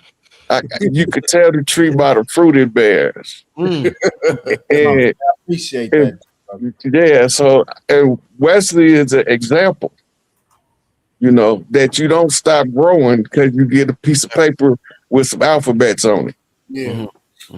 He's not going to restrict his intelligence to what they teach in university when he got the greatest university in his presence. I say, absolutely. And y'all know, I know Billy from past lives, so so and me and Florburn go back. We do our thing. So this was like, and me and Rich, anytime you call, it's like nothing but love. Indeed. Nothing but love. The whole thing is just all love. And then it brings back to memory when Larry Hoover say the first principle of the universe is love. Oh, yes. Because everything you do is founded upon the first principle. And if you get the love right, you don't have to worry about the rest of it. Because the love gonna maintain the balance of respect between elders, so we don't have to have hostile discourse to be able to relay information to our youth that's coming up under us. Yeah. The fact that we get to be the elders now is flattering to me. Like, I get to be the elder now. So I get to kill some of the bullshit with the truth. I get to be an elder now. I get to speak up and speak out, So this has been a great pleasure to me. Y'all catch me on Young Elder tomorrow. He got something playing for me. I don't know.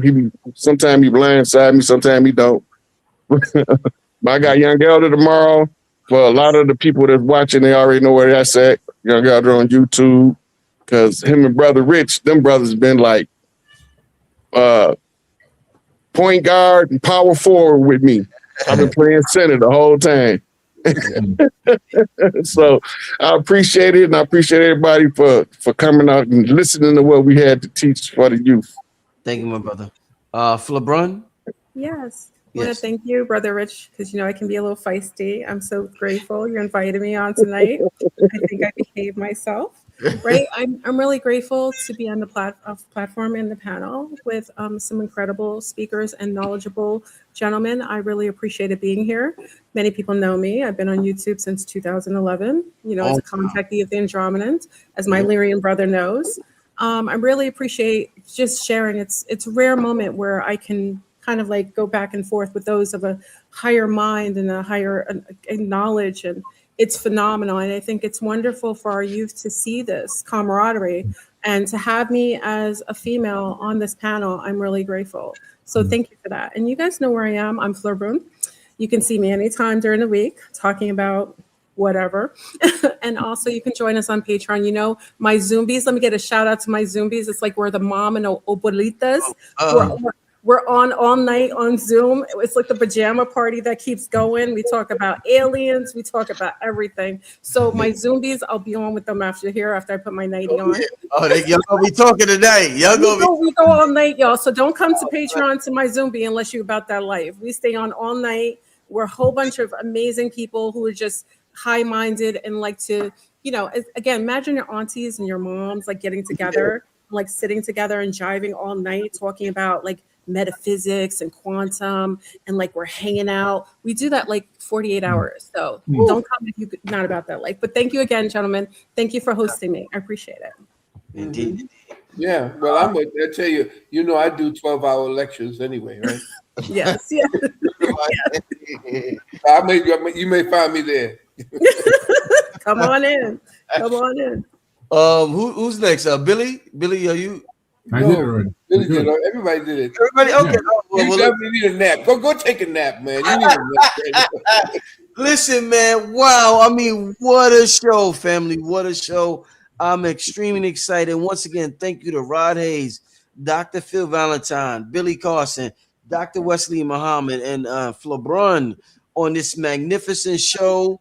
The Alien Disclosure, the Melanin Universe edition. I want to thank everybody for tuning in. We had about 5,000 consistent listeners for the last hour, 2 hours. So I want to thank everybody for tuning in. With that being said, we're getting out here. Everybody have a good night, and I will see y'all tomorrow. God bless. Peace. Peace. All right.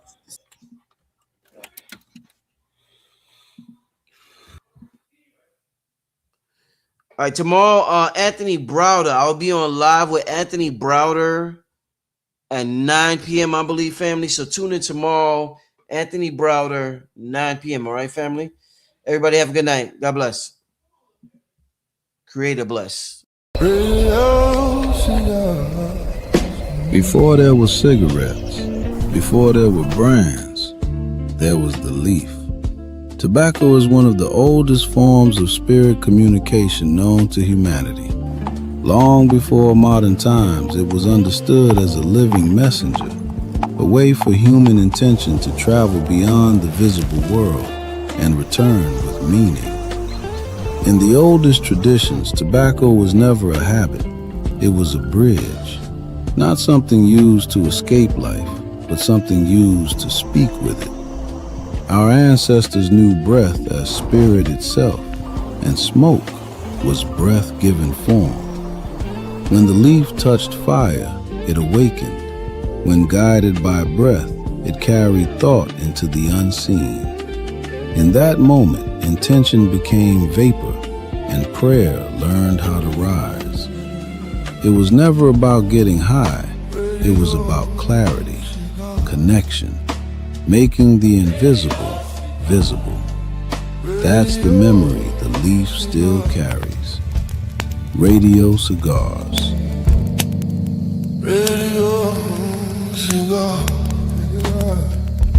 Radio Cigar. Radio Cigar. Radio Cigar. Cigar.